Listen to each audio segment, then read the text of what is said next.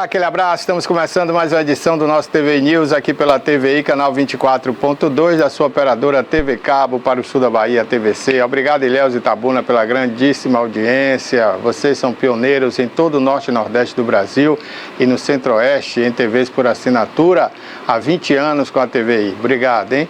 Obrigado mesmo. Olha, eu quero também lembrar que estamos com um canal no YouTube que é TVI Oficial, hein? Anota aí, inscreva-se, compartilhe essa ideia. TVI Oficial. Já são mais de 13 mil inscritos aí. Faça também a sua inscrição e participe dessa comunidade. E você pode interagir com a gente pelo chat aí do canal TVI Oficial, tá bom? Estamos também com o canal no Facebook, TVI Play Live. Lá também você pode nos assistir. E você pode seguir as nossas redes sociais ainda, Instagram, né? X e por aí vai. Temos também com o stream na internet. O stream é TVI Play, tviplay.com.br. Não esqueça de colocar o BR, hein? tviplay.com.br. Aí você assiste também a nossa programação e você ainda tem um jornal à tarde inteiramente grátis para você. Você não vai pagar nada para ler o maior jornal do Norte e Nordeste do Brasil, que tem mais de 100 anos aí informando a população baiana. E o jornal à tarde, gente, atualiza notícias minuto a minuto, né? Então, a cada minuto, a redação do Jornal à Tarde está lá trabalhando para você ter a melhor notícia e a mais atual possível, né?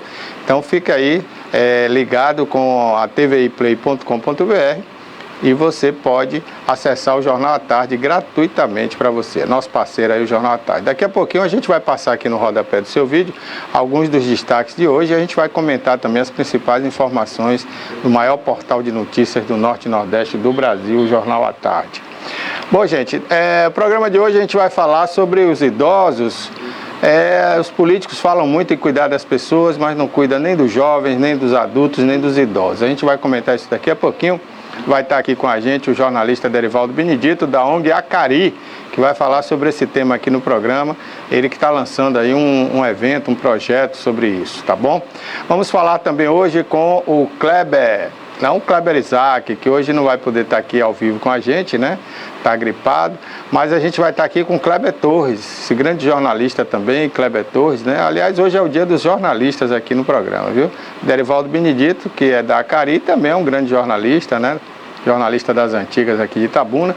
E tem o Kleber Torres, né? O renomado Kleber Torres, que já foi de grandes veículos de comunicação e faz o quadro O Assunto toda sexta-feira aqui no programa. Daqui a pouquinho ele vai estar aqui com a gente. Bené, senta ali, por favor, passa por ali para a gente bater um papo aí. Bené é da ONG Acari, gente, uma ONG que realmente já tem muitos serviços prestados aqui no sul da Bahia. Bené, como jornalista atuante, que é ativo, né, na sociedade, está aposentado da CEPLAC, então agora se dedica aí 100% ao jornalismo, não é isso, Bené? E a ONG Acari também. Bom dia, Bené, obrigado por ter vindo aqui ao programa. Bom dia, Barbosa, bom dia, amigos da TVI. É um prazer falar com você, viu, Barbosa? Prazer é todo nosso. E reconheci aqui uma jovem produtora. A Tamires Lemos. Tamires Lemos, que veio de Valência, e é indicada por um grande amigo meu, grande profissional de comunicação, Levi Vasconcelos, meu colega do Jornal da Bahia e Jornal à Tarde. É meu irmão desde 1976, 77, quando eu comecei no Jornal da Bahia. Então, eu vou carinho. Você está bem indicada, viu, minha querida Tamires, que é profissional da área de cultura profissional da área comunicação. De comunicação da UESC. É isso aí, Bené. Estou à sua disposição. Bené, a ONG Acari, né, sempre vem aí atuando, tentando ajudar aí a sociedade de alguma forma, e agora a preocupação é com os idosos, não é isso? Barbosa, a última vez que eu estive aqui, nós vimos falando sobre a questão da fome.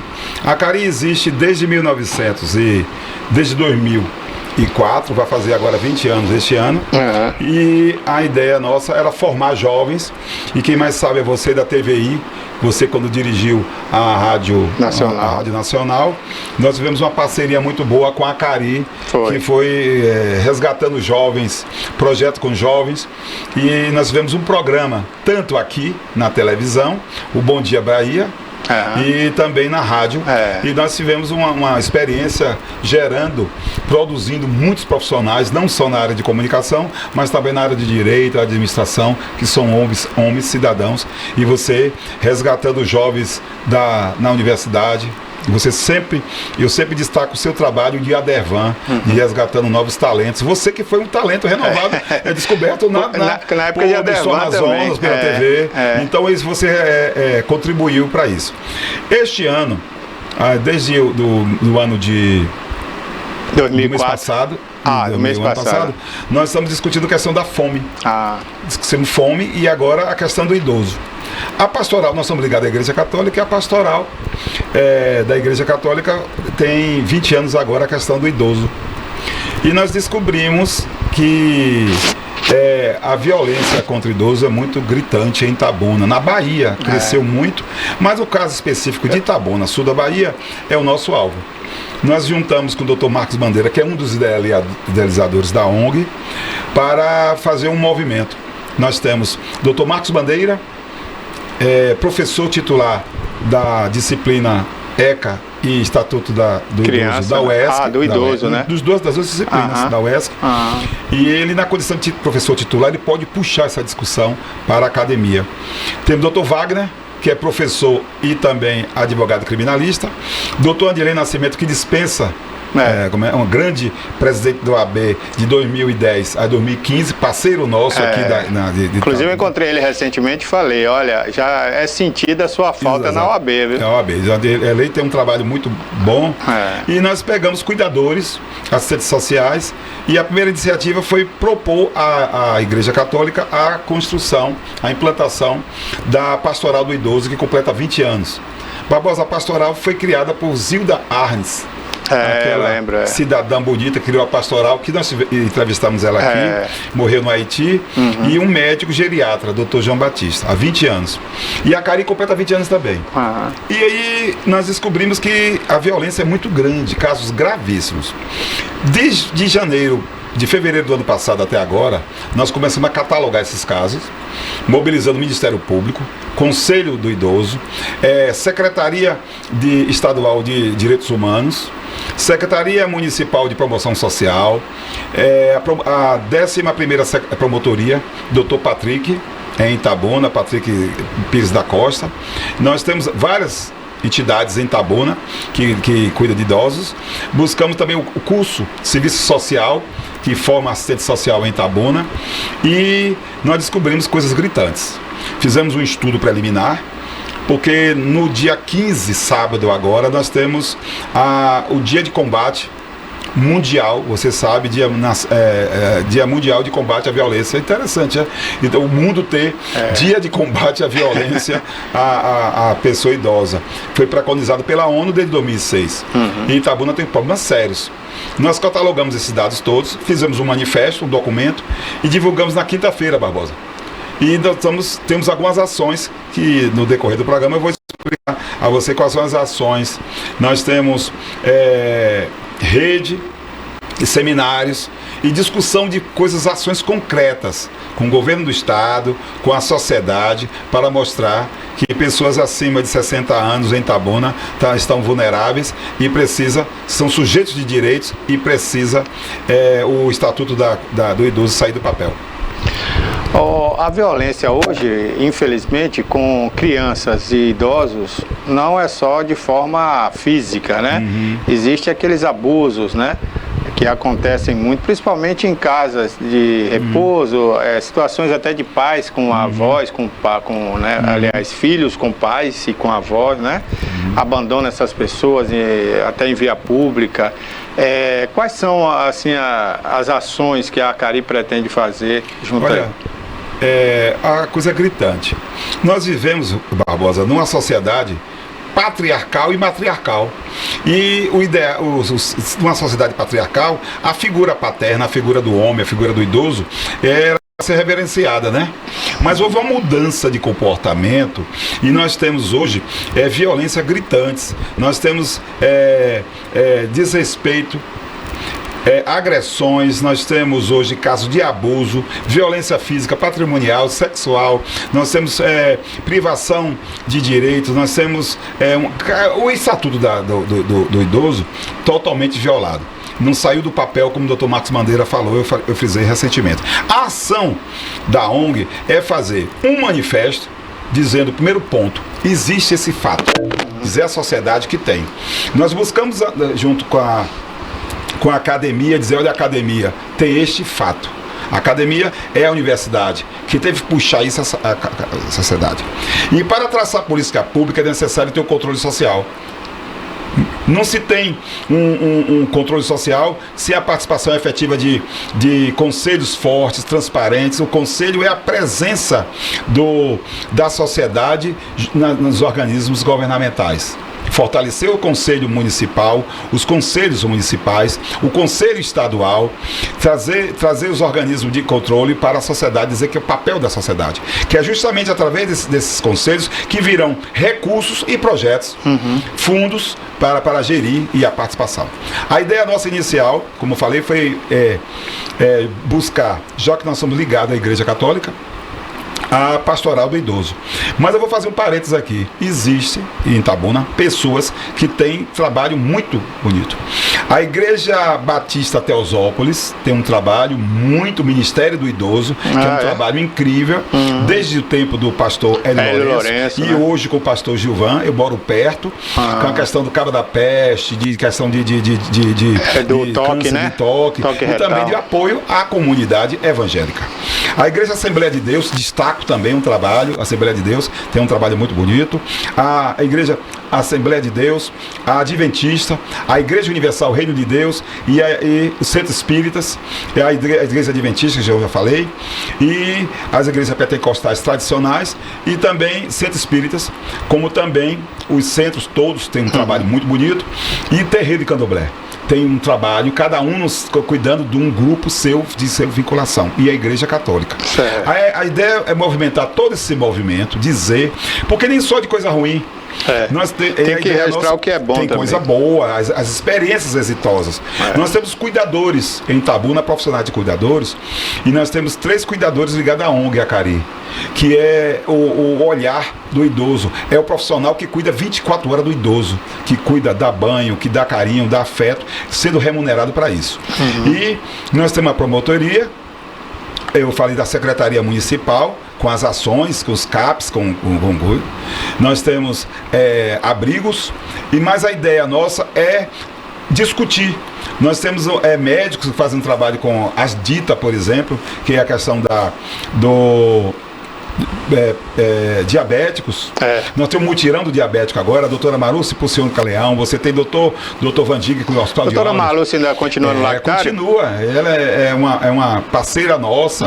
O filho dela, doutor Daniel Leão, que é meu médico, cardiologista, um dos médicos, eu tenho 2 cardiologistas, doutor Glauciele, figura, né? Doutor Renato Costa, tem um estudioso dessa matéria. Nós temos pessoas, juntando pessoas decentes, Barbosa, e você vai ter um papel fundamental nisso, para dizer, num evento na AFI, que vai completar agora 80 anos, reunir pessoas para dar esse panorama e dizer quais são as alternativas. Você tem em Itabuna 16% de idoso. Quem está dizendo isso é o IBGE, que equivale a 32 mil pessoas. No Brasil, nós temos 16 mil no Brasil e 17% em Itabuna. Itabuna está um pouco acima da média. Mas Itabuna, nós perdemos quase 20 mil jovens. E tem o êxodo. E cada idoso que morre em Itabuna, morre um idoso, que é a pessoa a partir de 60 anos. A cada idoso que morre um idoso e meio, um não idoso. Então Itabuna estava envelhecendo. E tem uma agravante do crescimento da violência. Então Itabuna vai ficar como? Se você tem nos últimos... E você lembra que em 2016, Itabuna era uma cidade das mais violentas do Brasil? Exato. Que os jovens até 18 anos estavam morrendo assassinados, né? Então morreram muitos jovens antes da pandemia. Depois veio a pandemia, também levou muita gente, né? Exato. E tem a questão da droga. A droga mexe com o familiar. Você tem um neto, você tem casos de extorsão dentro da família. Mas tem casos de excesso. O idoso que é vítima da sociedade, o ambiente é um ambiente familiar. Às vezes o idoso mascara, diz, não, esse aí é um excesso de zelo, cuidado, mas não é a violência. Tem casos de idosos em Itabuna que tem 5 anos que o filho não abraça. 5 anos. Mas a gente pensa que o maus tratos está ligado basicamente a idoso pobre. Não. E você tem 80...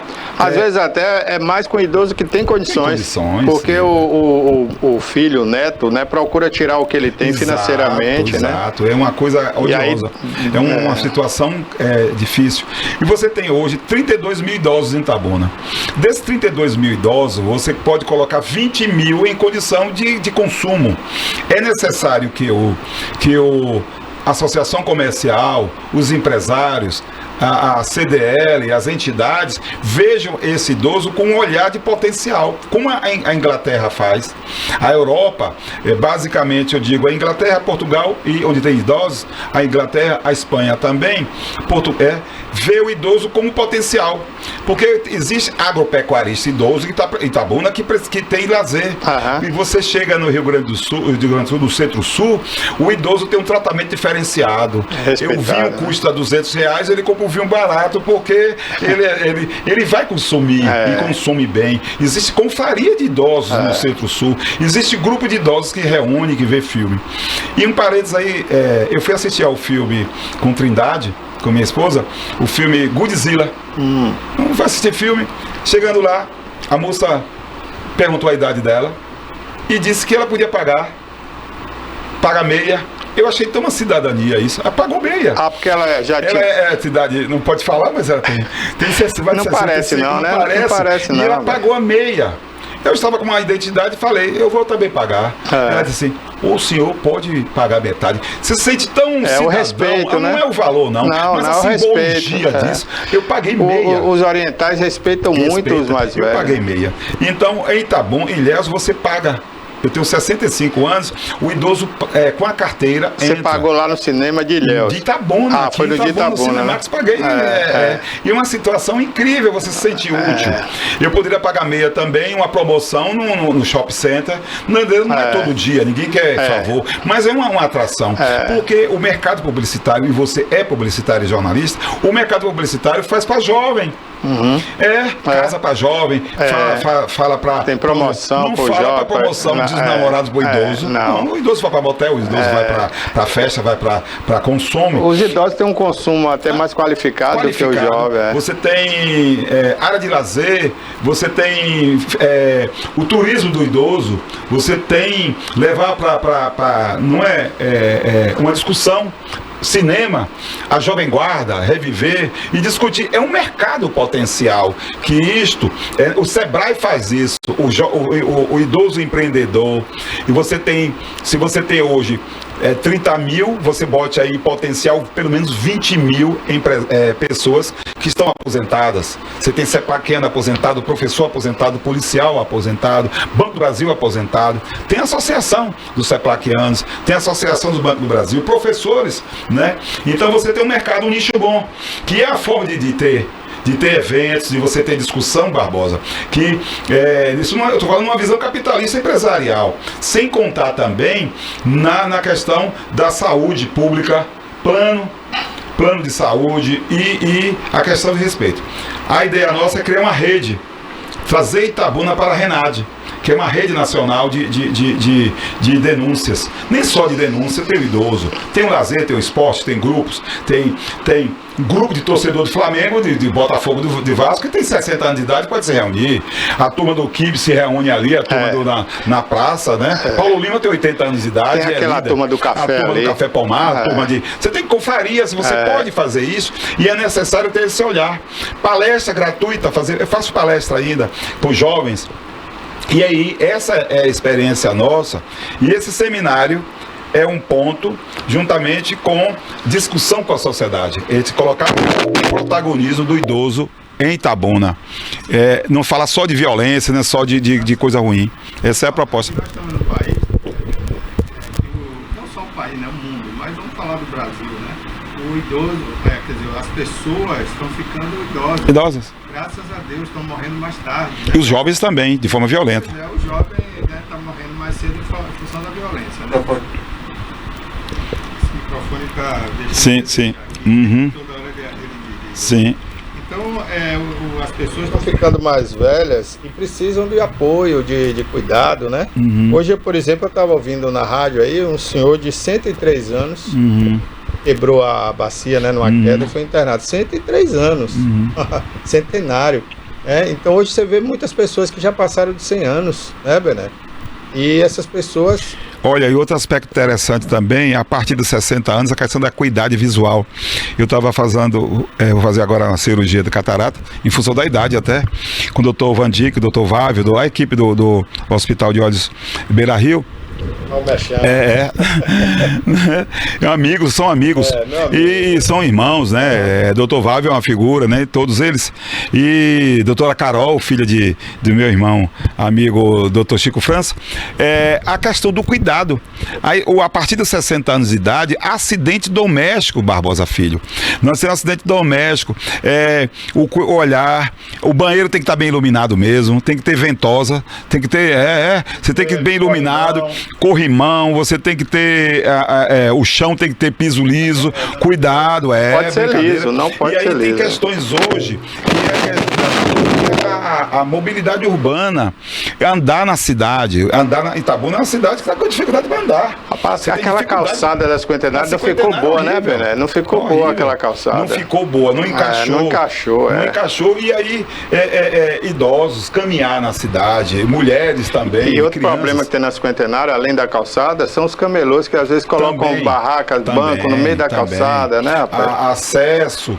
Por exemplo, um deficiente visual tem dificuldade de andar ali, porque a faixa que ele deveria andar está sempre ocupada. E hoje o idoso que é diabético e é pobre, o idoso negro também, o idoso com pessoas com deficiência física, Napoleão tem um trabalho com a gente nesse sentido, porque o problema está ligado à cidadania, Barbosa. A cidade é do cidadão. Você tem que ter o acesso público, você tem poucas pessoas que param para o pedestre passar. É uma violência. A questão de ônibus, ter acesso ao ônibus, maus tratos, no posto médico, tem medicamentos que é gratuito, né? E a população não sabe a informação. Portanto, o meio de comunicação é fundamental. A ideia é criar uma rede, tem a rede 100, o número de telefone 100 de denúncia. Não é só denúncia, não. Você tem que colocar o idoso como ponto central da discussão, ponto central de cidadania, de palestras, a experiência que você tem. Olha, Barbosa, na Europa existe a excelência. O professor universitário, quando ele se aposenta, ele tem uma cátedra. Ele fica numa sala para dar conselhos, porque o Estado investiu nesse homem. Você pega, por exemplo, em Itabuna, um cidadão chamado Renato Costa. Você vai conversar com o doutor Renato Costa, você fica assim, parado, que o conhecimento do doutor Renato, como médico, uma figura que é um estudioso, doutora Marluce Puciúncula Leão, traga eles aqui. Doutora Marluce estou tentando trazê-la aqui no programa. Eu tive com ela essa semana. Doutora Marluce tem brilha dos olhos quando ela fala da questão do idoso, quando ela fala do cuidar do diabetes. Você tem doutor Vandic Rosas também, que tem uma ligação, e dentre outros profissionais, doutor Afonso Malta, doutor João Otávio de Macedo, na área só na área de medicina, sem contar outros profissionais que estão exercendo atividade na área também como aspecto religioso, como professor, que pode dar contribuição e deve dar contribuição. Porque tem para dar, né? Essa questão do etarismo tem que ser combatido. O etarismo de negar. Alguém está dizendo que Xuxa é velha. Xuxa é velha, não sei, não, Frutal é velho. Velho é ótimo. E é bom a gente discutir, Barbosa. Eu estou aqui mais uma vez e discuto a você. Paulo Lima, com 80 anos de idade. E tem outros professores. Kleber Torres. Kleber daí é o velho repórter, né? Klebão, que ainda continua sendo aguardando ele aqui. Vem aqui. Maria Antonieta. Maria Antonieta faz aqui a participação. Então, os profissionais que tem que ter isso. Orlando Cardoso no rádio, dando ainda a sua contribuição muito grande. E não só. Orlando já está com quantos anos? 80, já está quase 70. Tem mais de 70, quase 80. Fazendo isso. Eu acho que ele já tem mais de 80, não? Ainda não, mas tem que estar beirando. Porque eu era criança, já ouvi Orlando Cardoso. Orlando Cardoso, dentre outros, Daniel também contra 60, tem Valdemar Ferreira também 65. Nestor Amazonas fez 70 agora. E tem muita gente aí atuando e está beirando isso. Quem chega a 60, a 80, 90, 70, é porque não morreu, né? Graças a Deus. Graças a Deus. Então é bom de ver isso. Obrigado, Barbosa. Eu que agradeço, Bené. Nós vamos voltar aqui. E eu vejo que seu projeto tem a intenção mais de prevenir, né, do que remediar, né? É a questão de cidadania. É fundamental. A gente está mostrando isso ao Ministério Público, à sociedade, porque você pega uma palestra de uma Maruse Xavier. Você pega a Maruse Xavier como atleta, ela falar sobre a vida dela, é uma coisa de uma vitalidade. E olha que ela começou já na meia-idade pra cima. É verdade, né? eu tenho um maior carinho por ele. Sabará agora, já doutor. Teve até aqui recente, Causas, né? Eu vi aqui. Sabará tem uns 90, né? Já também. Você tem Dona Trindade. Trindade tem uma experiência, a vitalidade de Trindade, minha abraço, viu, pra Dona Trindade. Esse dia encontrei com ela e a netinha, né? Exato, com um trabalho, com coisa, tem seplaquianos, você tem muita gente. Doutor João Otávio, doutor Carlinho Macedo, como profissional da área doutor Francisco Valdesse, Valdesse, como tá provedor da Santa Casa, como liderando o movimento. Já deve ter passado dos 70 também. 70, então são pessoas que é bom beber dessa fonte, que Itabuna precisa. Professores, que nós temos, professor Bonfim, que é nosso parceiro também, o próprio bispo de Itabuna, doutor Dom Carlos Alberto. Eu não conheço. O bispo é uma figura que tem trabalho social na cidade, é um marcante. Viu, Barbosa? Eu ficaria o dia todo citando pessoas e eu agradeço a você. Mas vou aproveitar a sua presença aí, né? Você hoje veio aqui como diretor e fundador, né, da Acari. Você é o que da Acari hoje? Diretor executivo. Diretor executivo, né? Quem é o presidente hoje? Hoje nós somos 3 dirigentes. Nós temos, eu sou diretor, Américo, que esteve aqui, é secretário, e Maísa tesoureira. Mas tem Você não tem a figura de um presidente? Não tem, é colegiado. É colegiado. Melhor ter assim, 3 de colegiados. Nós temos o doutor Osana. Eu gostaria que você fizesse uma matéria sobre Osana. Osana Viana é de um trabalho muito bonito, que é da Aliança Santa Cecília, que é no bairro, na Mangabinha, que é um trabalho incrível, muito bonito, ligado à Igreja Católica. Tem profissionais bonitos fazendo isso. E tem o Dr. Wagner Brito, que também é um profissional. Você tem Marco Bandeira, já falei, Rizomar, tem muita gente Américo. boa. Tem um grupo que faz um trabalho muito bonito, todo voluntário, que faz bem a gente. E gostaria de agradecer também a Universidade, a Colégio AFI, a irmã Helena Marques, Luciana, que acolheu a gente para esse evento, né? Para discutir o papel da gente é aclarar a sociedade. Nós somos para bagunçar essa água, mexer com o brilho das pessoas e trazer projetos. Parabéns, viu, Bené? Parabéns. E você vai contar. Você é uma pessoa que já fez agora. 60, né? Já sou um velhinho. Nós começamos juntos no jornalismo. Eu falei para a Natália, e você tem um histórico eu admiro o seu trabalho, o Valdenor também. Você sai de jornalismo para ser empresário, fazer esse patrimônio que está aqui. Eu sempre disse isso. E Valdenor, reputo também. Valdenor criou um jornal. É um sonho de todo jornalista ter um jornal. Ser dono de um órgão de comunicação, não é verdade? E você fez isso e a gente... E você tem um blog do Bené, né? Eu tenho um blog. Isso aí. Mas você tem autonomia para discutir, para contribuir. E eu tenho uma parcela de contribuição aqui dessa casa com você e com todos os companheiros aí. Um abraço para Rafael. Eu vou aproveitar a sua presença aqui rapidamente, saber sua opinião política aqui da cidade, dos candidatos postos aí, né? O atual prefeito, o Pancadinha, que está liderando as pesquisas, tem aí também o Chico França, tem o Dr. Isaac Neri, né? Quem é outro aqui, para não me falhar? Azevedo. O Azevedo, que já foi prefeito da Itabuna, né? São esses nomes. Esses são os nomes postos aí. Qual é a sua opinião a respeito desses nomes? Eu estou dizendo o seguinte, eu vejo que Itabuna está muito complicado. Este ano de 2024, o itabunense tem que... nós temos que discutir mexer com o brilho do itabunense. O Itabuna está fazendo uma fase dificílima e não tem nada a ver com vassoura de bruxa, já passou, não é pandemia. O Itabuna está precisando de mexer com sua autoestima. O itabunense não tem um sentimento de pertencimento. Se você pegar um drone, você vai ver que Itabuna é bonita. Itabuna é arborizada. Itabuna é arborizada, Itabuna é uma cidade bonita, Itabuna é mal cuidada. Mal cuidada. Mas não é mal cuidada com gestor, não tem nada a ver com gestão.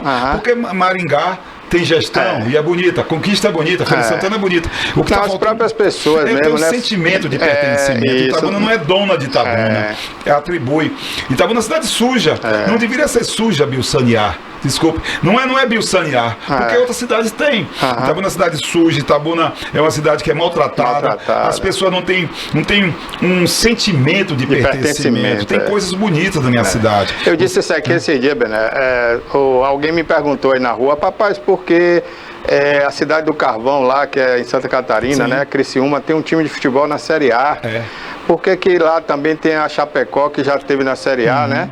Já disputou até competição internacional, até sofreu a tragédia. E por que Itabuna não? Se uma cidade pode se comparar uma a outra em termos de população e tudo. Porque lá tem os empresários da própria cidade que se sentem dono da cidade. Dono no bom sentido, né? Eu sou dono do pertencimento, eles querem contribuir com a cidade, né? Então investem a 1.500.000 mensal num time. Aqui você não tem isso. Aqui eu soube que o empresário vai investir 1 milhão num artista que vem de São Paulo, mas não tem coragem de investir 100 mil num time da cidade. Porque ele não é daqui, ele não tem pertencimento, ele não ama essa cidade, né? Mas é justamente isso. Nós perdemos. Itabuna perdeu o jovem. Itabuna está perdendo o jovem. Se você chegar para minha filha tem 34 anos, você pega uma geração, não quero saber de Itabuna não. Se eu tenho 65 anos, o sonho, quando eu tinha 18 anos de idade, a minha geração, Barbosa, o sonho da minha geração era trabalhar na CEPLAC. Olha o sonho. Mas naquela época era uma autarquia era trabalhar no Banco do Brasil, era você ir à universidade e você construir a cidade. Então, olha como mudou. Você tinha um sentimento de pertencimento. Você tem obras em Itabuna que são bonitas. Você tem um teatro. Poxa, o teatro daqui, rapaz, que é bonito, um dos mais bonitos do Brasil. Eu tenho um maior carinho por aquilo. Você tem uma obra que é a Catedral de São José. Eu fico admirando aquela catedral. Foi feita por Diógenes Rebouças. Uma arquitetura moderna, linda, né, rapaz? Incrível. Coisa construída há quantos anos? Em 1960, que ele construiu a penitenciária, a rodoviária, a Fundação Politécnica. Itabuna não valorizou isso. Você tem uma arquitetura bonita, as ruas da cidade, o corte. Então, aí atribui ao prefeito de plantão. Eu não tenho nada a ver com o prefeito de plantão, com a Câmara de plantão. Porque a cidade é de todos. A cidade de todos. O sentimento. Itabuna não tem um monumento preservado, Barbosa. É verdade. Você não tem aqui um monumento preservado. Não tem história. A gente não tem história. Ali que tem. A gente não tem história. E aí, cabe ao prefeito. Eu não estou falando de Pancadinha, nem de Augusto Castro, nem de Geraldo Simões, não. Eu estou falando do conjunto da sociedade. A cidade que fala muito obra. Não é obra. A obra é você cuidar das pessoas. Não é fazer asfalto, não é fazer pintura de rua, decoração. O que está faltando é você mexer com a autoestima do cidadão. A passarela está abandonada. Eu moro no bairro de Seção e é sonho nosso. Eu já filmei aquilo ali, tá feio. Tá feio. Mas daí, o que é que você tem? A culpa do prefeito, o lixo é do prefeito. Não é prefeito nenhum. Não tem nada a ver com o prefeito. A minha cidade tem nada a ver com o prefeito, minha cidade tem com a gente. Mas eu acho que o cenário está aí. Eu eu acho que vai ser difícil essa disputa. As pessoas estão muito preocupadas em poder. E eu vejo uma disputa muito difícil. Tá mudando o cenário rápido.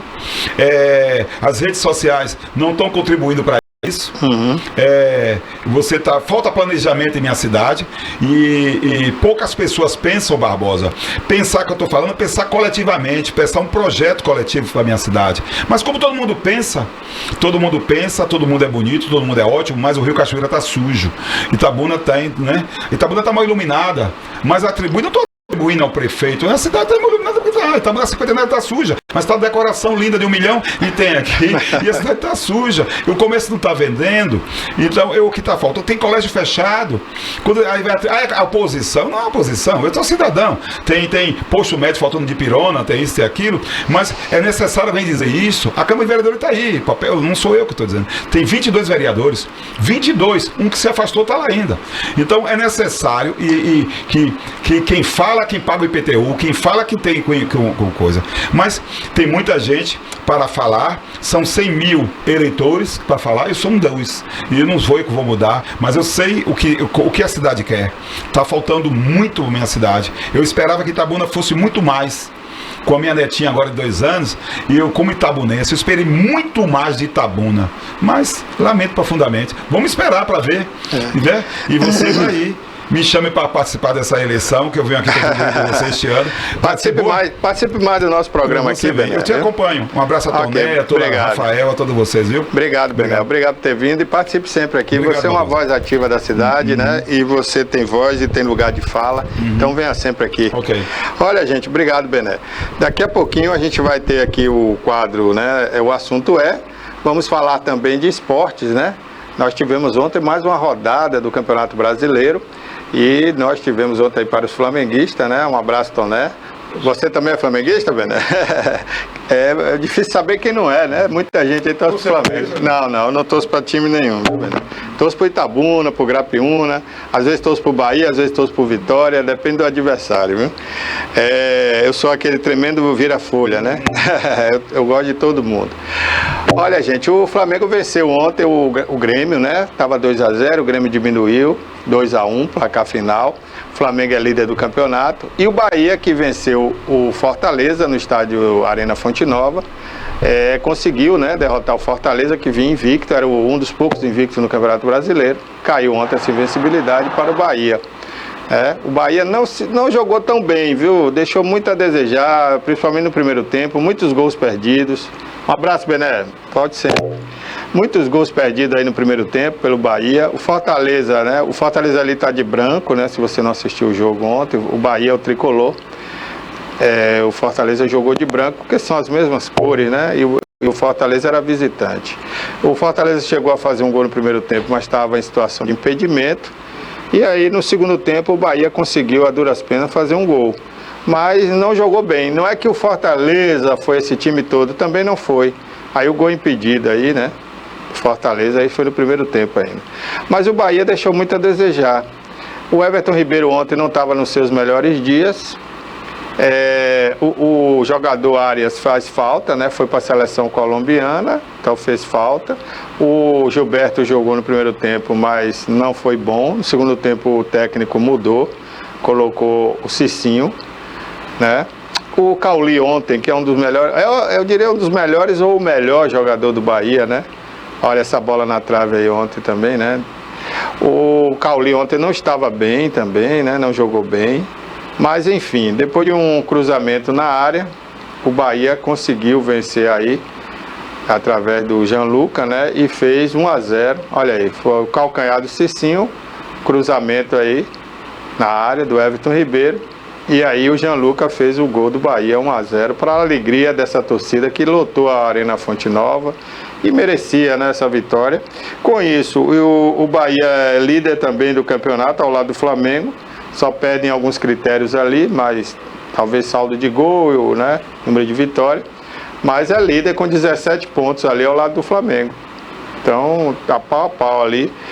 E agora, daqui para frente é torcer, né, para manter ou se manter naquela posição. Vai jogar contra o Criciúma, próxima rodada, lá em Criciúma, né? E precisa ganhar fora de casa para confirmar essa boa fase aí, né? Vencer o Criciúma. Bahia tem time para vencer o Criciúma, basta jogar bem, jogar melhor do que ontem, a verdade é essa. Ontem o Bahia não esteve bem em campo, a torcida perdeu até a paciência com o Everaldo. O Everaldo estava errando muito passe bobo de 3, 4 metros, o Everaldo estava errando e a torcida não perdoou, né? Aí depois foi substituído também logo no início do segundo tempo, que até o Rogério Ceni perdeu a paciência com ele. Enfim, né? Esperar aí para ver se no decorrer dos próximos jogos o Everaldo se sintoniza. Ele está tendo algum problema. Não é possível um jogador da qualidade dele errar passes tão bobos como aquele. Na recepção também de bola, de lançamento, ele não conseguia segurar nenhuma bola. Alguma coisa está acontecendo com ele, né? Que a gente não tem conhecimento, mas deve ser algo pessoal que está atrapalhando aí o rendimento do jogador Everaldo. E se você juntar aí, Everaldo, Cauli não estava bem, Everton Ribeiro não estava bem, a falta do Arias, né? O Gilberto também não estava muito bem ontem. Aí você vê que o time, até o Rezende ontem também não estava jogando muito bem, deixou muitas falhas ali para o time do Fortaleza chegar até com facilidade na área. Então você somando isso aí dá meio time ruim. Ontem tinha meio time que não estava jogando bem. E justamente jogadores que você espera mais, que são jogadores de posições estratégicas ali que não podem falhar toda hora. São jogadores que não podem errar. Quando erram, né, podem cometer, ajudar, né, o time visitante, ou o time adversário fazer gols. Então esses jogadores ontem não jogaram bem. Vamos aguardar para ver se na próxima rodada eles atuam melhor, Rogério Ceni consiga fazer eles jogarem melhor e eles arranquem mais uma vitória aí, que será muito importante contra o Criciúma, né, para que eles se mantenham ali, porque o Flamengo também dificilmente vai perder, viu, gente? O Flamengo está com um time muito bom. Ontem jogou com um time alternativo, né? Porque o Cebolinha se machucou logo no início, né? Aí você tem ali a falta de meia dúzia de jogadores top. Pra você ter uma ideia, metade da seleção do Uruguai. A metade da seleção do Uruguai, praticamente, do time principal, joga no Flamengo. Arrascaeta, o Dela Cruz, né? E tem ainda um jogador chileno, da seleção chilena, que também não jogou ontem. Então metade do time do Flamengo praticamente não atuou ontem, né? Então foi um time alternativo. O Davi Luiz tá jogando bem nos últimos jogos, né? Como zagueiro, apoiando bastante, né? Inclusive teve lance de gol que ele participa sempre. Nos últimos 3 jogos ele está participando muito no ataque. Eu assisti um pedaço do jogo lá. E gostei do que eu vi. O Tite está começando a acertar o time do Flamengo e olha que é um time alternativo, ainda não é aquele time titular, né, absoluto, aquele time que vai disputar ali todos os jogos. Sempre tem essas incorrências, né, que os jogadores precisam sair para suas seleções e já sabendo disso o Flamengo contratou muita gente boa e o Flamengo, posso afirmar que tem 2 times bons hoje. Eu poderia dizer que esse time alternativo não é um time reserva. É um time alternativo, é um time titular tão quanto o outro, né? Você tem ali Pedro, você tem Gabigol que ficou no banco, você tem, olha, é muito jogador bom, Bruno Henrique, né? Então, realmente o Flamengo tem 2 times, né? E na falta do time A, jogou com o time B, mas só na nomenclatura, porque de B não tem nada. É um time que qualquer time de Série A seria top aí. Parabéns ao Flamengo, né? E agora é aguardar para ver o caminhar aí dos próximos jogos, para ver se o Flamengo, né, claro, vai se mantendo ali na liderança, porque campeonato de pontos corridos é isso. Quem é líder e vai até o fim é campeão, né? Então, esse ano pode ser que o Flamengo chegue lá, viu? Porque o ano passado não deu, mas esse ano o Tite pegou aí o time da pré-temporada, né? Vem arrumando o time. E o time vai chegar aí no final azeitadinho, viu? Tenho certeza que vai dar trabalho a muita gente. Olha, a gente vai agora com a Raquel Rocha, nossa querida Raquel, no quadro Raquel Entrevista, com o convidado especial de hoje, não é isso, Raquel? Bom dia, venha de lá. Olá, sejam todos bem-vindos a mais um Raquel Rocha Entrevista. Hoje meu convidado especial é Sérgio Sepúlveda e ele vem acompanhado do nosso querido Júnior Alves, que vocês já conhecem mais uma vez aqui no nosso programa. E a gente vai bater um papo sobre música, sobre a trajetória de Sérgio Sepúlveda. Antes disso, deixa eu ler o currículo, colocar aqui o óculos dos 40. Sabe por que chamar óculos dos 40, né? Quem tá em casa, viu, gente? 39 anos, você não precisa de óculos. Fez aniversário de 40, precisa de óculos, viu, Júnior? Acredite, é o óculos dos 40. Então tô botando esse óculos também dos 40. Você colocou com que idade? Com 40. 40. Todo mundo coloca óculos aos 40. Vamos lá. A trajetória artística de Sérgio Sepúlveda iniciou-se em 1982. Façam as contas, tá, gente? Faz as contas não, hein, gente? No programa Cassino do Chacrinha, sendo convidado pessoalmente pelo próprio Chacrinha para mais 3 apresentações no Rio de Janeiro. Na época estava tendo uma seleção aqui em Itabuna, né? Daqui a pouquinho você vai contar essa história. Na década de 80 e 90 participou de vários festivais de música e dança, se apresentando em bares culturais de Itabuna e região. Também realizou vários projetos que ele vai falar aqui para vocês. Produziu em carreira o álbum Tanto Faz, de 1999. Era vinil ainda, né? 99?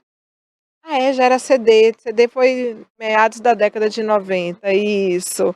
O single Amor Viagem, em 1993. Vai cantar pra gente, Amor Viagem? Não, Amor Viagem hoje não. Não preparou, não. O álbum Tanto Voei para Encontrar Você, 2008. E em 2009 abriu o show da banda Roupa Nova na ABB. O single Maria Joana, 2015, o clipe comercial para o Axé da Sorte, 2015, e atualmente realiza o projeto Súria Talk Show no Espaço Cultural Palácio Súria, onde é diretor e gestor cultural desde 2009. Na Academia de Letras, ele ocupa a cadeira, qual é a cadeira, Sérgio? Cadeira de número 10, cadeira Amélia de Rodrigues. Número 10, tendo como patrona Amélia Rodrigues, e foi eleito como diretor de ações culturais. Sérgio, que prazer ter você aqui no programa. E aí, Raquel? Satisfação, né? Estar aqui de novo, né? Que já me considera aqui minha casa, né? A TVI é nossa casa. Nossa casa aqui. Sérgio é um querido amigo, a gente se fala quase sempre, né? Mas por mensagem, e a gente acaba se encontrando nos eventos da Alita. E estou também, como vocês conhecem, com o nosso querido Júnior Alves, que hoje ele vem acompanhar Sérgio, né? Com todo o seu talento. Sérgio, conta pra gente um pouquinho da sua trajetória. Como é que foi isso de começar no programa Cassino do Chacrinha? Então, aquilo ali foi uma promoção do radialista Vili Modesto, né? Na época fez essa promoção de Grande trazer o Chacrinha até... Na época eu estudava ali na Ação Fraternal, né? Aí os meus colegas falaram, Sérgio, Chacrinha vai fazer um programa lá na Vila Olímpica. Vamos fazer inscrição lá no Príncipe Hotel. Aí eu falei, vamos, né? Todo mundo na curtição. Porque a gente era viciado em assistir o Chacrinha todo sábado, né? Uhum. A gente gostava, né? Abelardo Barbosa, o maior comunicador da época, né? Quem é que se não lembra de Chacrinha? Lembra da música do programa? Canta Foi aí. a música de Alceu Valença, Tropicana. Ah, a música que você cantou. Tropicana. Não, a música do programa do Chacrinha, você lembra? Abelardo Barbosa. Está com tudo e não está prosa. É isso mesmo. E aí a gente foi, né? Ensaiamos eu, Ducão, um amigo meu da época, e o radialista, como é o nome dele? E hoje ele faz plantão assim, policial, um magro. Magro, plantão policial. Grandão, assim. Não sei. Eu me esqueci o nome dele aqui agora. Plantão policial, conheço o nosso querido Paulo Leonardo. Beijo, Paulo. Então você me perdoe, esqueci seu nome. E aí fomos, né? Ensaiamos lá e fomos apresentar todo mundo a mesma música. Tropicana. Fizemos ensaio e tal, no playback, não era com banda não. A banda foi lá, né? A banda do Chacrinha, a gente passou na hora lá, só passa na hora e pronto, né? E vai. Seja o que Deus quiser, né? E aí primeiro foi, o Ducão foi o primeiro, né? Aí recebeu aquela buzinada, né? Recebeu o abacaxi, né? Depois foi Carlos o nome dele? Carlos agora é alguma coisa. Aí Carlos foi e tomou uma abacaxizada também na testa. Você falou, né? Pronto. Foi. Meu abacaxi. A próxima vítima sou eu, viu? E eu crente que eu ia receber o abacaxi mesmo, irmão. E aí passei. Não recebi abacaxi, passei. Ué, aconteceu alguma mágica aí, né? O povo tá doido. Aí fui. Fiquei selecionado pra final. Aí na final com um rapaz de Guaratinga que cantou a música Giliardi, né? Mas ele cantou bem mesmo, entendeu? Aí ficou... Era assim, lá de cá torcia pra ele, o lá de cá torcia pra mim, na final. E aí empatamos. Aí Vili falou que ia levar os dois programas de Chacrinha. Entendeu? Marco lá no Teatro Fênix, que era a gravação, era lá no Teatro Fênix. Chegando lá, aí os caras me botaram no camarim pra fazer a maquiagem. E aí me trouxeram uma roupa de couro de cangaceiro. Eu falei, velho, eu sou do sul da Bahia, velho. Do sul. Olha, eu quero uma camisa assim, ó, colorida, não quero negócio de cangaço, não. E aí foi, na hora assim que eu vi aquela monte de refletores quando chegou. Alô, diretamente aí de Itabuna, na Bahia, Sérgio Campos. Rapaz, eu entrei, chegar, esfriei. Aí eu sei que eu cantei, eu passei, e foi a mesma situação. O rapaz de Guaratinga, ele ficou tão nervoso que eu terminei ganhando. Porque Giliardi entrou e abraçou ele. Giliardi estava lá. Quando abraçou, me ficou nervoso. Aí pronto, começou a gaguejar, não contou mais nada. Aí eu dei sorte e ganhei, né? Aí levei. Giliardi lhe deu sorte. Foi 15 mil cruzeiros na época, né? 15 mil cruzeiros. Eu sei que era um dinheiraço. E dali, Chacrinha convidou para fazer mais 3 shows de apresentação. Ele fazia depois do programa, né? Fazia alguns programas fora ali, Nova Iguaçu. E aí eu fui com ele. Foi ótimo. Comi muito, né? Na churrascaria. E sua carreira começa A partir foi aí dessa que despertou, participação. né? Porque eu cantava em casa, mas não sabia que tinha talento pra música, né? E aí, você passei no Chacrinha porque tem talento. Agora é só aprimorar, né? Aí vieram os estudos de canto, dedicação e tal. E foi isso, né? Ouvi muita música, né? Porque é bom você ouvir. Não é por aos ouvidos, né, Júnior? Né? É bom ouvir muito, porque você aprende muito ouvindo. Qual foi a música, Sérgio? A música lá do Chacrinha? É que você cantou? Tropicana Alceu Valença, a Manga Rosa, né? Vocês ensaiaram ou não? Essa Não música precisa, né, ensaiar.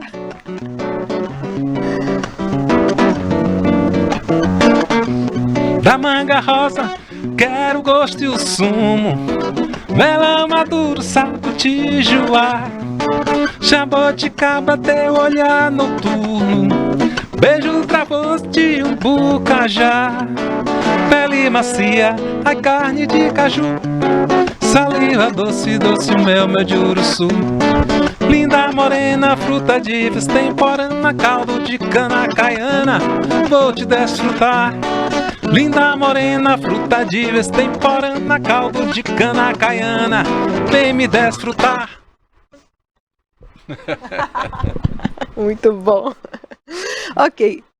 Rafa, coloca as fotos que Sérgio trouxe, porque enquanto o Rafa vai mostrando as fotos, você vai contando um pouco sobre a sua trajetória. Pode colocar, Rafa. Aí. Então, aí foi o show homenagem, né, com a banda Fase. E aí era uma música de Carmen Miranda, né? E eu me lembro que a gente fez a apresentação no Centro de Cultura, depois fizemos outra em Ilhéus, né? E aí esse top dela caiu, cara. Nossa. Caiu, e aí você sabe, eu errei a letra da música Se toda. fosse concurso. A música da letra. Muito bom. Que ano? Aí foi, deixa eu ver se eu lembro. Mais ou menos. Acho que foi antes do Troféu Jupará, acho que foi dos anos 90 aí. Início, né? Início dos anos 90. Próxima, Rafa. Aí foi o show. Você sabe quem é aquele rapaz que tá ali no meio tocando baixo? Que tinha um nome chamado Nuncha. Não. Era o apelido dele. Ele tocou na banda solo de Arnaldo e ele hoje é Ari PB do Cacau com Leite, né? É Ari PB?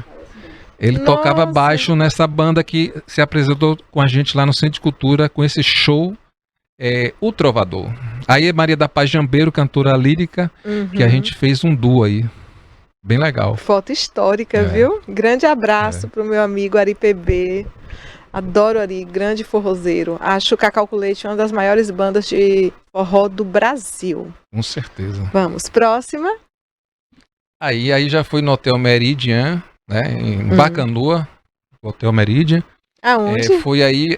Foi no Bacanoa, né? Do Hotel Salvador, Meridian em Salvador. Né? Salvador. Foi quando eu ganhei o melhor cantor, o Troféu Jupará.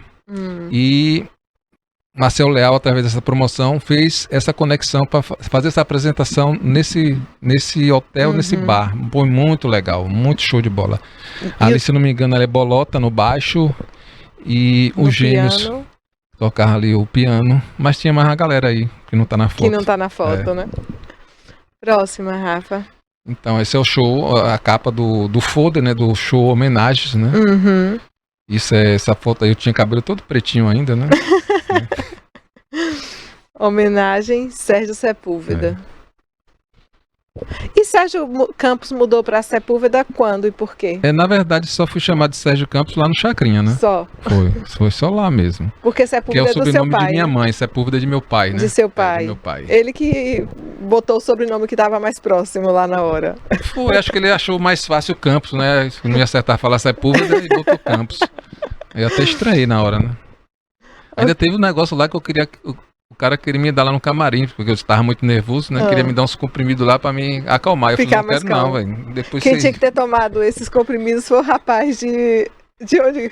O teu oponente? O rapaz de Guaratinga. De Guaratinga. Quando eu comecei na rádio, fui fazer estágio na rádio há muito tempo, eu ficava nervosa, lógico, né? E aí o que o pessoal da rádio me oferecia para acalmar era uma dosezinha de conhaque, só que a desculpa era que melhorava a voz, né? Sim. E aí eu falei assim, será que é porque melhora realmente a voz ou é porque o conhaque deixa você tão relaxada que você na verdade, fala melhor? né, Júnior, que o uísque, o conhaque, ele esquenta as cordas vocais, mas depois ela resseca. Depois você tem a rebordosa depois. Né? Eu nunca... Eu fiquei com medo de falar Não, bobagem, fala assim, na época que eu bebia bebida alcoólica, o pessoal falava isso, né? Tome aí que vai aquecer. Aquecer a voz. Realmente aquece, mas no outro dia... Tudo ressecado. Ressecou as cordas vocais, você vai ficar rouco, não adiantou nada, né? Próxima, Rafa. Aí foi a Morena também FM, né? Troféu Chupará apresentou a Sérgio Sepúlveda de banda, né? Teatro Municipal de Ilhéus. Foi um evento também da Rádio Morena. Da Rádio Morena, lá no teatro. Isso aí, a foto lá no Teatro de Ilhéus, né? Troféu Chupará, 1993 ali. É 3 ou é 4? Cobriu assim. Só o número final, né? Foi o retorno ali. Ali, ó. Das antigas ali. Ali do seu lado. Então, a galera assim que... Na época, eu convidei Emerson Moza pra ele... Sim. Ele botou banca, não foi? Eu chamei Macedinho, foi. Aí já tá na foto aí, né? Foi. Botou banca. Foi. Hoje ele tá arrependido, né? Porque foi uma experiência incrível, foi muito legal. Emerson, um ser humano incrível. Ele talvez na fase ele não tivesse, né? É aquela coisa, né? Aquele poema, Cecília Meirelles, né? Tem fases de ficar em casa e fases de ir pra rua. Mais uma? Tem mais? Aí, ó, esse evento aí foi na Beira Rio, entendeu? Foi um evento, você pode ver ali pelas fotos, tinha muita gente. Foi um evento da Prefeitura de Itabuna, né? No palco, né? Eu fiz uma apresentação, né? Geralmente abrindo show, né? De Alceu Valença. Alceu Valença. E eu tô ali com ele nos nossos camarins, né? Falei que tinha cantado a música dele lá no Chacrinha. Sim. E você era fã de Alceu Valença? Muito fã. Era não, né? Sou até hoje. Ele veio, foi logo quando ele veio de uma turnê internacional, né? Europa, França e Bahia. Era o nome da turnê dele. Da turnê. E um cara muito humilde, né? Bem Alceu humilde, Valença, um cara muito da gente mesmo. Tive acesso bem fácil com ele no camarim, um cara legal mesmo. Poxa, que legal. Bota mais uma, Rafa. Aí, ó. Fernando Caldas. A concorrência aí, ó. Marcelo Gani e Sérgio Sepúlveda, né? Foram os 3 artistas, votação direta do público, né? Que era feito ali na Praça Dame. E tinha outros estandes também, que era em Ilhéus, né? E aí foi primeiro, assim que... faz muito falta, né, Raquel? Porque Marcel foi um cara assim que abraçou, né? A cultura, né? Fez isso. Eu falei, Marcel, por que não fazer de novo? Ele falou que não tem mais categorias para concorrer em Jupará hoje. Setorial de música tem, mas teatro não tem. É verdade. Assim, culturalmente, né, nós passamos por tempos tão difíceis aqui. Muito difíceis, né? Na cidade, na região. E essa reforma do Centro de Cultura, que demorou anos também, fez com que as pessoas não tivessem lugares para se reunir, para ensaiar. E aí agora que a gente está retomando tudo isso. Mas estávamos falando aqui, quando a gente estava entrando aqui na TVI, sobre o papel de Marcel Leal na divulgação dos artistas regionais, dos músicos regionais. Isso é de uma importância ímpar, porque não tem outra rádio que divulgue artistas locais como a Morena FM. Realmente não existe. Assim como não tem outra TV que dá tanto espaço aos artistas locais como a TVI. Nós entrávamos na grade nacional, não era não era aquele momento ali de artista local. Não, e às vezes eu tô ouvindo Morena Lacarte, que sempre que eu tô no carro nesse horário eu boto para ouvir o Morena Lacarte. E aí ali no meio de artistas nacionais tem também algum músico local. Aí eu faço igual a Rafa fez com você, né? Eu já pego o celular, já filmo, já mando pra pessoa, já fico toda... Não tinha essa discriminação não com os artistas grapiúnas, né? Não tinha na grade e não tem. Marcel Morena. Fantástico. Um grande beijo, viu, Marcelo? Espero aqui no programa também em breve. Temos mais fotos? Ou a gente... Sérgio Sepúlveda lança Tanto Faz, o seu primeiro CD. Ainda estou ali com a estatueta ainda do Troféu Jupará. Quantas músicas tinham nesse CD? O CD, Tanto Faz, se não me engano, eram 10 ou 12 canções. Coisa disso. Todas autorais? Todas autorais. Esse CD, sim. Agora, quando foi o CD Tanto Voei para Encontrar Você, foi mesclado, né? Com outros compositores, né? A nível nacional, né? Que eu fiz regravações, releituras. Ok. Vamos de música? Você consegue É porque eu não vou pedir para você cantar necessariamente uma música ou outra música, porque eu sei que vocês prepararam alguma coisa, né? Então vou deixar livre. Também, né? Coisa assim que a gente faz na hora, né? Sem ensaio, né? Mas sai bom no final. O resultado é bom. E como eu estava ouvindo, relembrando uma época dos anos 80 e 90, né? Eu comecei a ouvir um bocado de canções. Eu falei, poxa, quanta música boa me remeteu assim, passou um filme ao passado. E a gente escolheu essa, não foi, Júnior? Né? Fizemos um ensaio e foi essa do Cazuza, né? Que faz parte do meu show. E ela realmente faz parte do meu show, de minha vida. Essa música é um poema, né? Vamos lá.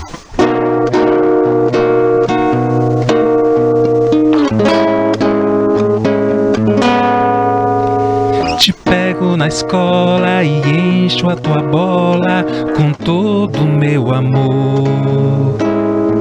Te levo pra festa e testo teu sexo com ar de professor.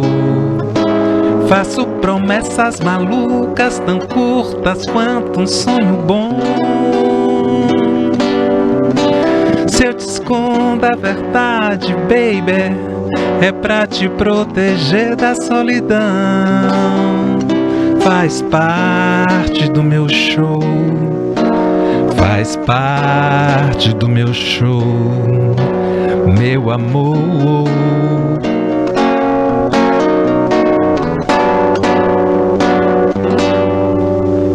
Confundo tuas coxas com a de outras moças, te mostro toda a dor. Te faço um filho, te dou outra vida pra te mostrar quem sou. Vago na lua deserta, nas pedras do arpoador. Digo alô, inimigo, encontro um abrigo no peito do meu traidor. Faz parte do meu show. Faz parte do meu show, meu amor. Tarará, larará, larará, larará, larará, tchururururu. Invento desculpas, provoco uma briga, digo que não estou. Vivo no clipe sem nexo, um terror, retrocesso, meio bossa nova e rock and roll. Faz parte do meu show. Faz parte do meu show, meu amor. Meu amor. Meu amor. Alô, Júnior. Lindo, grande Cazuza, que saudade. E eu lembro assim de Cazuza que ele dizia que filho único são seres infelizes, né? Porque ele sempre quis ter um irmão.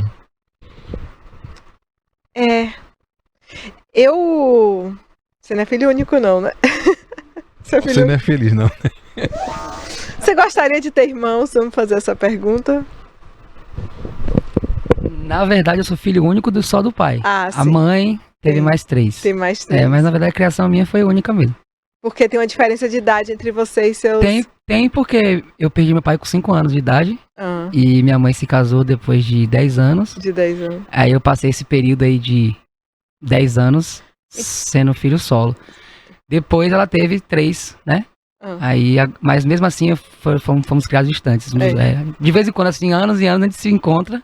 Esse ano mesmo eles vieram aqui. E a gente se encontrou, mas foi bem assim rápido. Coisa de 3 semanas e pronto. No mais é isso. Mas eu sou feliz, cara. A gente tem a música, Sérgio. Cazuza foi radical. Radical. Cazuza foi exagerado. Mas exagerado. Acho que Cazuza... Né? Então, por ser tão exagerado, teve até tava lendo uma entrevista aí. Ele é tão exagerado que o túmulo dele não foi exagerado. Não? Se você ver o mausoléu de Cazuza, é bem simples.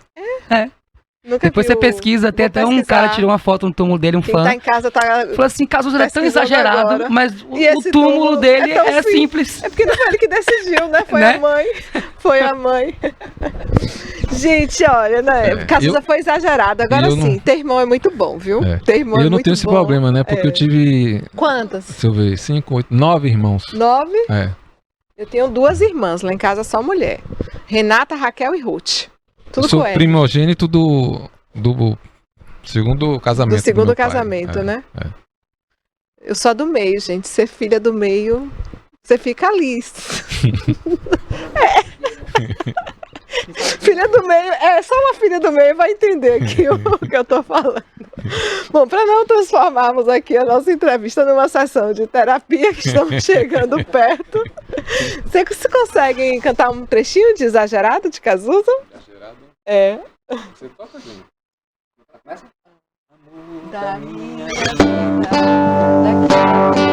Da minha vida, daqui até a eternidade, nossos destinos foram traçados na maternidade. Paixão cruel, desenfreada, te trago 1000 rosas roubadas pra desculpar suas mentiras, minhas mancadas. Exagerado, jogado aos teus pés, eu sou mesmo exagerado. Adoro um amor inventado. Agora eu entendi esse amor inventado. Adoro um amor inventado. Adoro um amor inventado. É o amor que ele inventa na cabeça dele, né? Não, porque sabe naquele relacionamento, quando você tá superdimensionando o relacionamento, tipo, você tá namorando com a pessoa, mas a pessoa não tá namorando com você? Já aconteceu, né? Então. Tem uma música, eu falei até pra Júnior, tem uma música de Cazuza, eu falei, Júnior, você sabe o que é segredos de liquidificador? Ele, não, eu falei assim, é uma linguinha no ouvido. Bom, eu tinha feito outra leitura. Isso é que é fantástico na arte, né? Cada um faz sua leitura. Como segredos inaudíveis, indizíveis, que quando você liga o liquidificador, ninguém escuta, né? Então, nesse sentido. Enfim. Mas, então a gente estava... Tem mais fotos, Rafa? A gente já está chegando já aqui no finalzinho do programa. Tem mais fotos ou a gente conseguiu mostrar todas as fotos? Ah, olha! Quem é? Olha isso aí, o caba tá nome forte de todo ali, mundo, viu? vá. Você então, todo isso malhado. aí eu bem malhado aí, né? Né? Que fase foi essa sua, maromba? Foi quando eu fazia os carnavais aí de Itabuna, né? Fazia o circuito. Aí na época eu dividi com cacau, mel de cacau, né? Eu dividi com mel de cacau, essa galera aí. Já dividi palco também com Além do Sério, né? Na época, porque o circuito era grande, né? 3 horas, você canta 3 horas não é fácil. Então a gente dividia, eu ia, eles voltavam, né? A gente fazia essa... E também por causa do cabelo no cachê também, que era pouco, né? Como sempre, nós somos mal renumerados. E, gente, conforme eu estava lendo na apresentação, o Sérgio também é meu querido confrade na Academia de Letras de Itabuna. Está entre os mais recentes dos empossados. E foi eleito como diretor de ações culturais também. Culturais, né? Então a gente já vai deixando também o convite para vocês, para os eventos culturais que vamos promover na Academia de Letras de Itabuna, tendo o Sérgio Sepúlveda aí à frente com as ideias, com os projetos.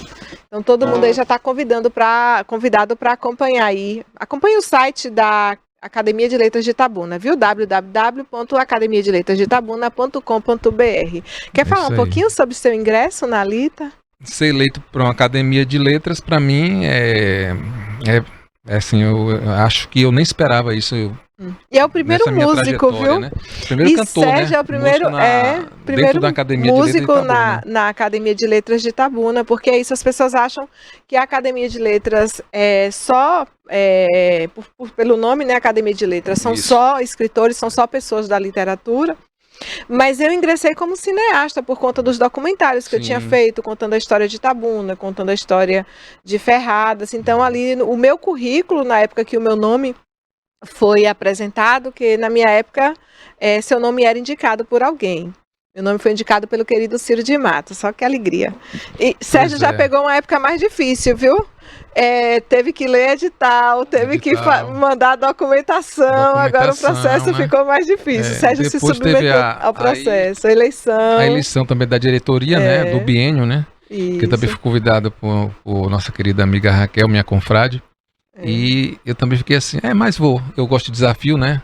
Eu falei, pegar essa pasta de ações culturais, já que eu já estou engajado, né? Já que eu estou dentro, vamos arregaçar as mangas e trabalhar. E o espírito é esse mesmo. E aí, né, eu me estreitei também mais os laços com Ciro, né? Ciro de Matos. E aí propus a ele realizar um projeto, né? Que é um documentário e show multimídia. De pegar as canções de Ciro e musicar. E são 5 canções de Ciro que já estão musicadas, a gente já está indo para estúdio gravar, entendeu?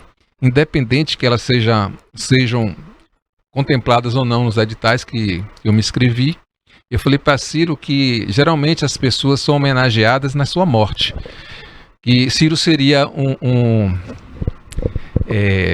tipo um Jorge Amado depois da morte, né? Eu falei, não, Ciro, você vai ser homenageado pela Súria, entendeu? Em vida, entendeu?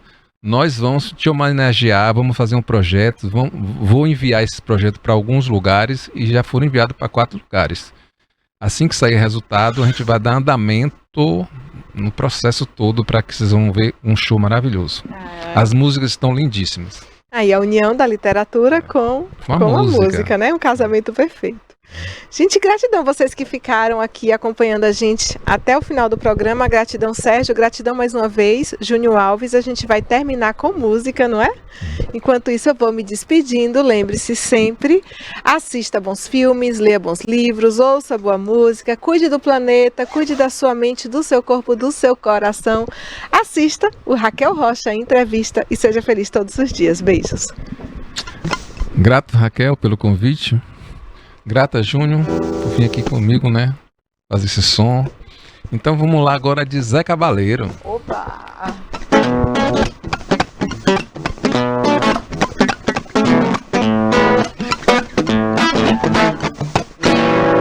Eu tava triste, tristinho, mas sem graça que a top modela magrela na passarela. Eu tava sozinho, mais solitário que um paulistano, no canastrão na hora que cai o pano. Tava mais doido que banda de rock e um palhaço do circo Vostok. Mas ontem eu recebi um telegrama, era você de Aracaju ou do Alabama, dizendo: Júnior, sinta-se feliz, porque no mundo tem alguém que diz que muito te ama, que muito te ama, que tanto te ama, que muito te ama. Por isso hoje eu acordei com a vontade danada de mandar flores ao delegado e bater na porta do vizinho, desejar bom dia e beijar o português na padaria. Hoje eu acordei com a vontade danada de mandar flores ao delegado e bater na porta do vizinho, desejar bom dia e beijar o português na padaria. Mama, oh mama, oh mama, ei. Quero ser seu, quero ser seu, quero ser seu, quero ser seu papai. Mama, oh mama, oh mama. Quero ser seu, quero ser seu, quero ser seu, quero ser seu papai. Eu tava triste, tristinho, mas sem graça que a top modela magrela na passarela. Eu tava sozinho, mais solitário que um paulistano, como vilão no filme mexicano. Tava mais doido que banda de rock e um palhaço do circo Vostok. Mas ontem eu recebi um telegrama, era você de Aracaju ou do Alabama, dizendo: negro, sinta-se feliz, porque no mundo tem alguém que diz que muito te ama, que muito te ama, que tanto te ama, que muito te ama. Por isso hoje eu acordei com a vontade danada de mandar flores ao delegado e bater na porta do vizinho, desejar bom dia e beijar o português da padaria. Hoje eu acordei com a vontade danada de mandar flores ao delegado e bater na porta do vizinho, deixar bom dia e beijar o português da padaria. Mama, oh mama, oh mama. Bom dia, ouvintes. Estamos voltando aqui com o assunto falando de tributação nesse país, onde o brasileiro paga 40% de tributos sobre suas atividades cotidianas. Bem, esse programa vai começar ao contrário. Primeiro eu vou sugerir um filme da semana, que é o Jornada para o Inferno, Butcher Crossing, de Gabe Polsky, com Nicolas Cage, que aborda a questão da chacina de milhares de búfalos nos Estados Unidos no século XIX. Agora também vamos falar do livro. O livro dessa semana é de Tariq Verflo Fontes, sobre programas de parcelamento e anistia fiscal e seus impactos no comportamento dos contribuintes sob a ótica da redução do tax gap brasileiro. É um livro que aborda a questão da anistia fiscal sobre os vários aspectos, inclusive como punição para o contribuinte que paga em dia seus impostos. Bem, Tariq acaba de voltar da França e da Europa, onde participou da Jornada Europeia de Direito e fez uma palestra no Collège de France, em Paris. Bem, Tariq, você é advogado, professor, consultor e empreendedor. O que é esse livro? É resultado de quê? Você também é mestre pela FGV, em Direito pela Fundação Getúlio Vargas, e professor universitário. É isso mesmo. Esse livro, um abraço aí a todos os que estão nos assistindo, tá? Mas voltando, Kleber, primeiro uma satisfação de estar aqui, voltar a casa, voltar à TV Itabuna, que a gente tem todo um carinho especial, tá? Meu agradecimento a você, é uma grande satisfação estar aqui contigo, e meu segundo agradecimento, reiterado agradecimento a ti pelo interesse em minha obra, né? É uma obra técnica, não são todos os que se encorajam para ler uma obra com a tecnicidade, né, que envolve o campo tributário, ainda mais quando falamos de direito tributário no Brasil, as coisas parecem que tornam-se mais complexas ainda, né? E dessa complexidade, dessa falta de conformidade, desse pouco entendimento é que surgiu esse livro, né? Então esse livro ele trata de uma das fragilidades do nosso sistema tributário, que é explorado por contribuintes, por empresas, né? E que incorporam essa fragilidade, esse gap, esse hiato, né? O gap em inglês significa hiato, tax gap é o hiato tributário ou o buraco tributário. As empresas exploram esses buracos para incorporar em seus planejamentos tributários, fazendo com que paguem menos tributos ou que paguem, que paguem uma carga tributária menor. O livro ele casa bem com o momento brasileiro, porque um dos temas em discussão é a questão da tributação no Brasil, que é considerada excessiva e tem mobilizado empresários, o próprio Congresso e o próprio Senado estuda alternativas para compensar alguns benefícios fiscais que são concedidos às empresas. Isso também tem mostrado um lado negro do governo, que tem perdido pontos junto ao eleitorado e desgaste, um grande desgaste. Qual é o problema fiscal brasileiro hoje? O que ocorre com a tributação no Brasil? Veja bem, você colocou aí de forma bastante lúcida essa situação delicada que passa o governo hoje, né? O governo ele tem uma atitude de intensidade em sua arrecadação.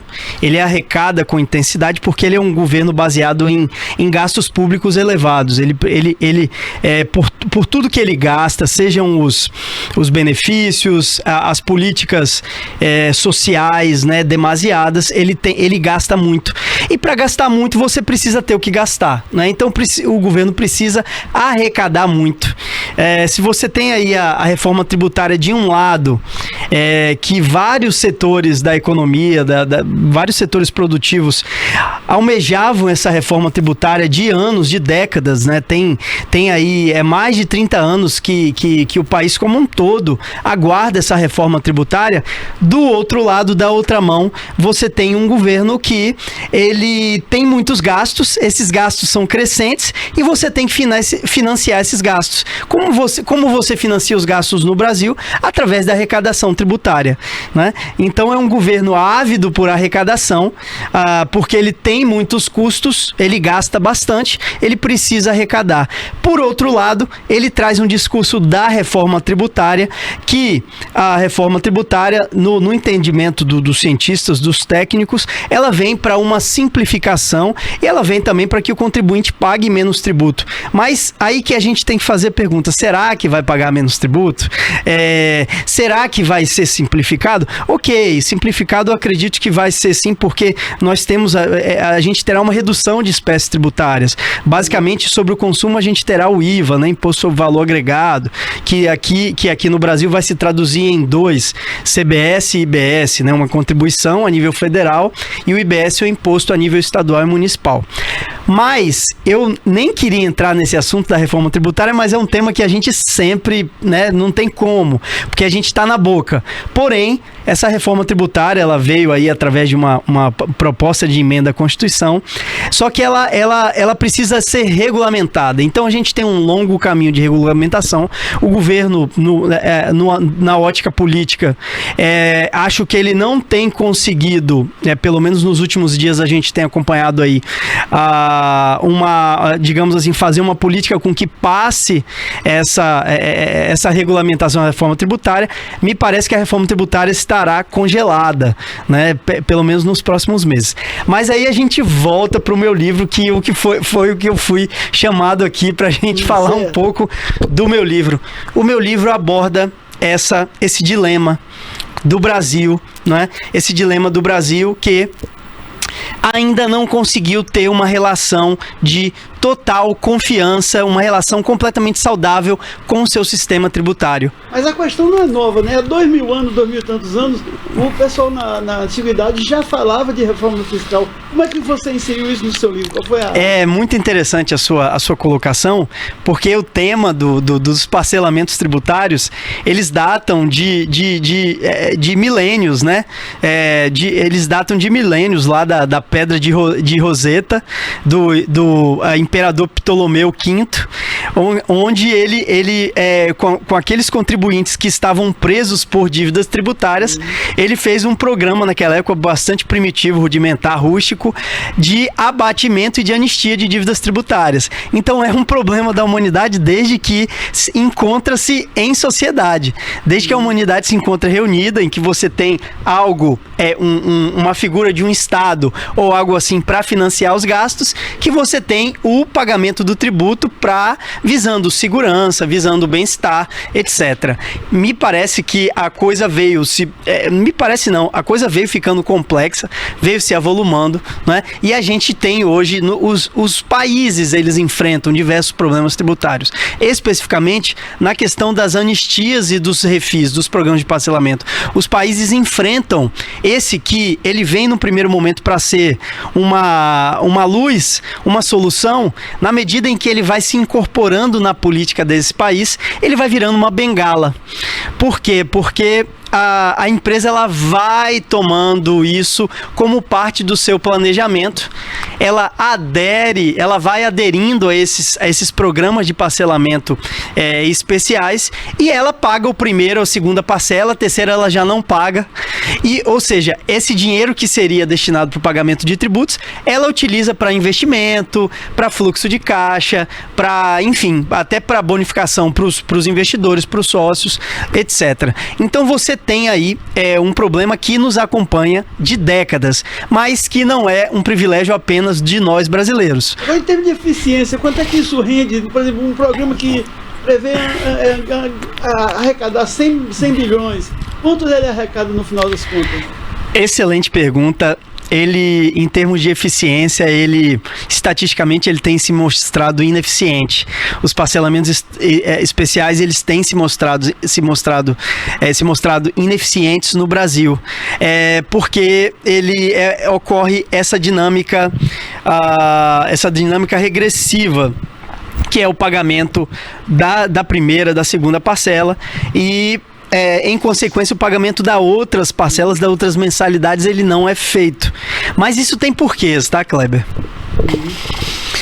No seu livro, você diz que o infindável número de parcelas mensais, nas quais poderia ser adicionado o montante da dívida, em média de 180 parcelas, a falta de critérios, filtros para adesão dos programas e a ausência de requisito de oferecimento de algum bem para garantir a dívida e evitar índice elevado de inadimplência são problemas.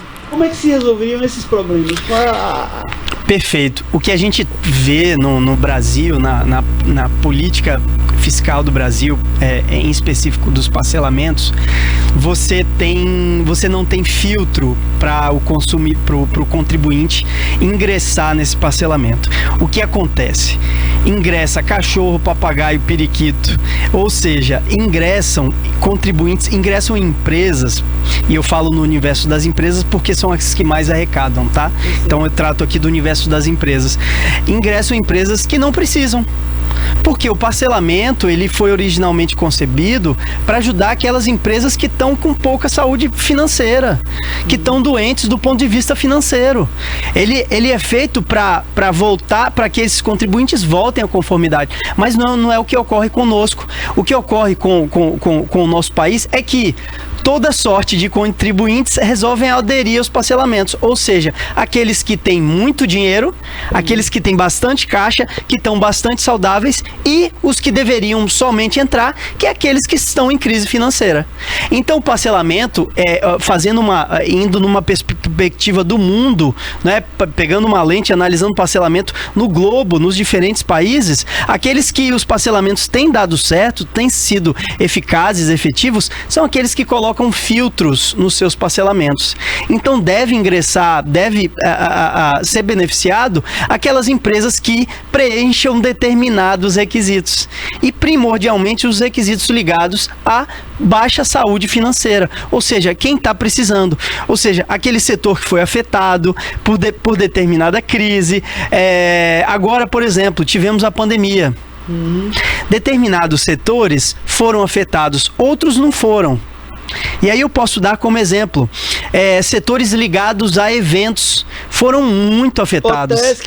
Hotéis que pararam, tiveram que fechar as portas. As companhias aéreas que não puderam voar, empresas de ônibus também que ficaram paradas. Então, estes setores, eles ficaram praticamente 6 meses parados com custos fixos. E ainda tiveram inundações, problemas de perdas e... Exatamente, de estrutura, de infraestrutura. Ou seja, para esse momento, para essa classe, aí sim cabe um programa de anistia, de benefício fiscal. Mas o PS que o governo fez para esse setor, ele acusa o setor de estar se beneficiando e de ter desvios no programa. Que desvios são esses que ele não fiscaliza? Perfeito. Os desvios, e aí eu volto para o meu livro, é necessário... Aí a gente faz um estudo um pouco, aí eu coloco no livro também, a gente estuda um pouco da psicologia financeira, né? E da coisa do comportamento humano perante ganhar ou perder, ou perante você pagar ou não pagar. Tem aí um economista e um psicólogo financeiro, é o Kahneman, né? É um judeu e é um professor, me parece até que ele é ganhador do Prêmio Nobel da Economia, o Daniel Kahneman. No livro dele, Rápido e Devagar, Duas Maneiras de Pensar, que ele aborda o comportamento do humano perante ou o pagamento de tributos, ou o pagamento de débitos que irão vencer. E aí a gente pega essa órbita e transfere ela para a órbita tributária. Onde eu quero chegar? os contribuintes, eles estão o tempo inteiro buscando atalhos, buscando buracos, né? E aí, se você traz um programa de parcelamento em que você tenha furos ou atalhos, etc., esse contribuinte, ele fatalmente irá aderir, né? A gente está falando de um monte de coisa aqui, tudo se interliga, né? Mas caso eu fuja um pouco, você pode me chamar para voltar, tá? Certo. E aí, eu acho que a gente estava falando antes disso do governo, não é? Do PES. Boa. Certo, o PES. Que o governo acusa de irregularidades, fraudes e tudo, que alguém se beneficiou irregularmente, só para punir E isso mobilizou os empresários que fizeram mobilizações em Brasília. Sem dúvida. Uma das quais você até participou como advogado. Participei. Eu integro a consultoria jurídica da Associação Brasileira de Indústrias de Hotéis, né? Eu integro a nacional. Fui lá em respeito ao que essas classes, tanto a da hotelaria, né? A de setor de eventos, etc., o que essas classes sofreram, né?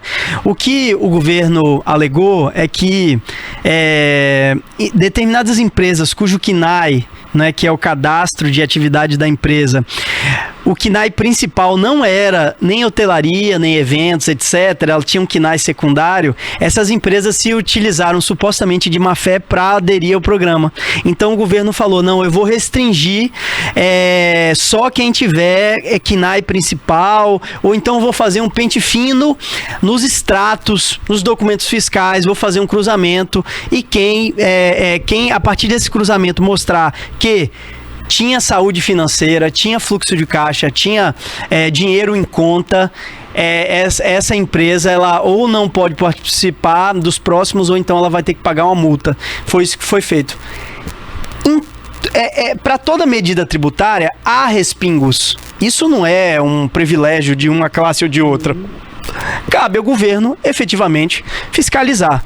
Mas, ao final do dia, está todo mundo de olho na sobrevivência do seu negócio, né?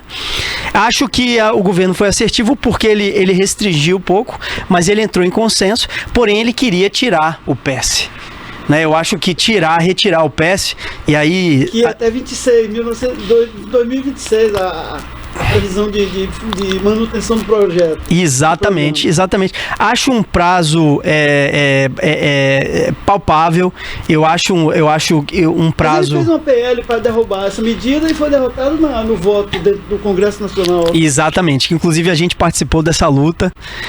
A classe hoteleira, né, a BIH, fez aí rodou lá o Congresso pedindo apoio a cada deputado. Inauguramos a frente parlamentar da hotelaria, né? Porque a gente sabe que essa caminhada é importante. E se você não vai à luta, não briga pelos seus direitos, acaba que você é engolido, né? E você tem que pagar aquilo que você sofreu. Agora o governo também foi proativo no negócio da compra do arroz, de importação do arroz, temendo a crise da enchente no Rio Grande do Sul, e contratou uma empresa de queijos para importar arroz, uma empresa de veículos que não tinha nada com o setor, empresas totalmente desvinculadas, o que gerou a sugestão de uma CPI pela oposição e um retrocesso no projeto por parte do governo. Como é que fica isso, legalmente? Isso é uma lástima, não é? Isso é lamentável. Eu não sei, eu não tenho acompanhado de perto esse caso mais a fundo, mas se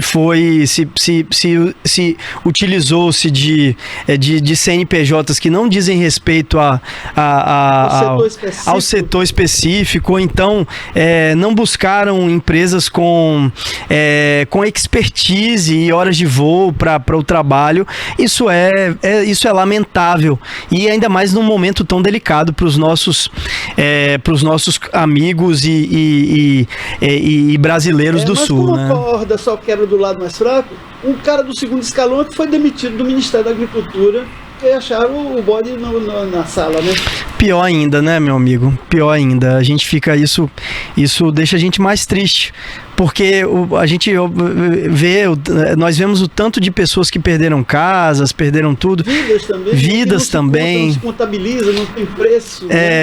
Isso não pode ser tratado a toque de caixa, né? Como de forma... vendo interesses pessoais. Não podemos. Não podemos. Agora, outra coisa, voltando ao seu livro, O refis não é só um instituto do governo federal.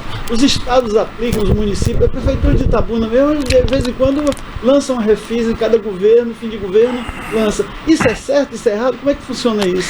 Maravilha, excelente pergunta. O refis não é um privilégio apenas da União, dos governos federais.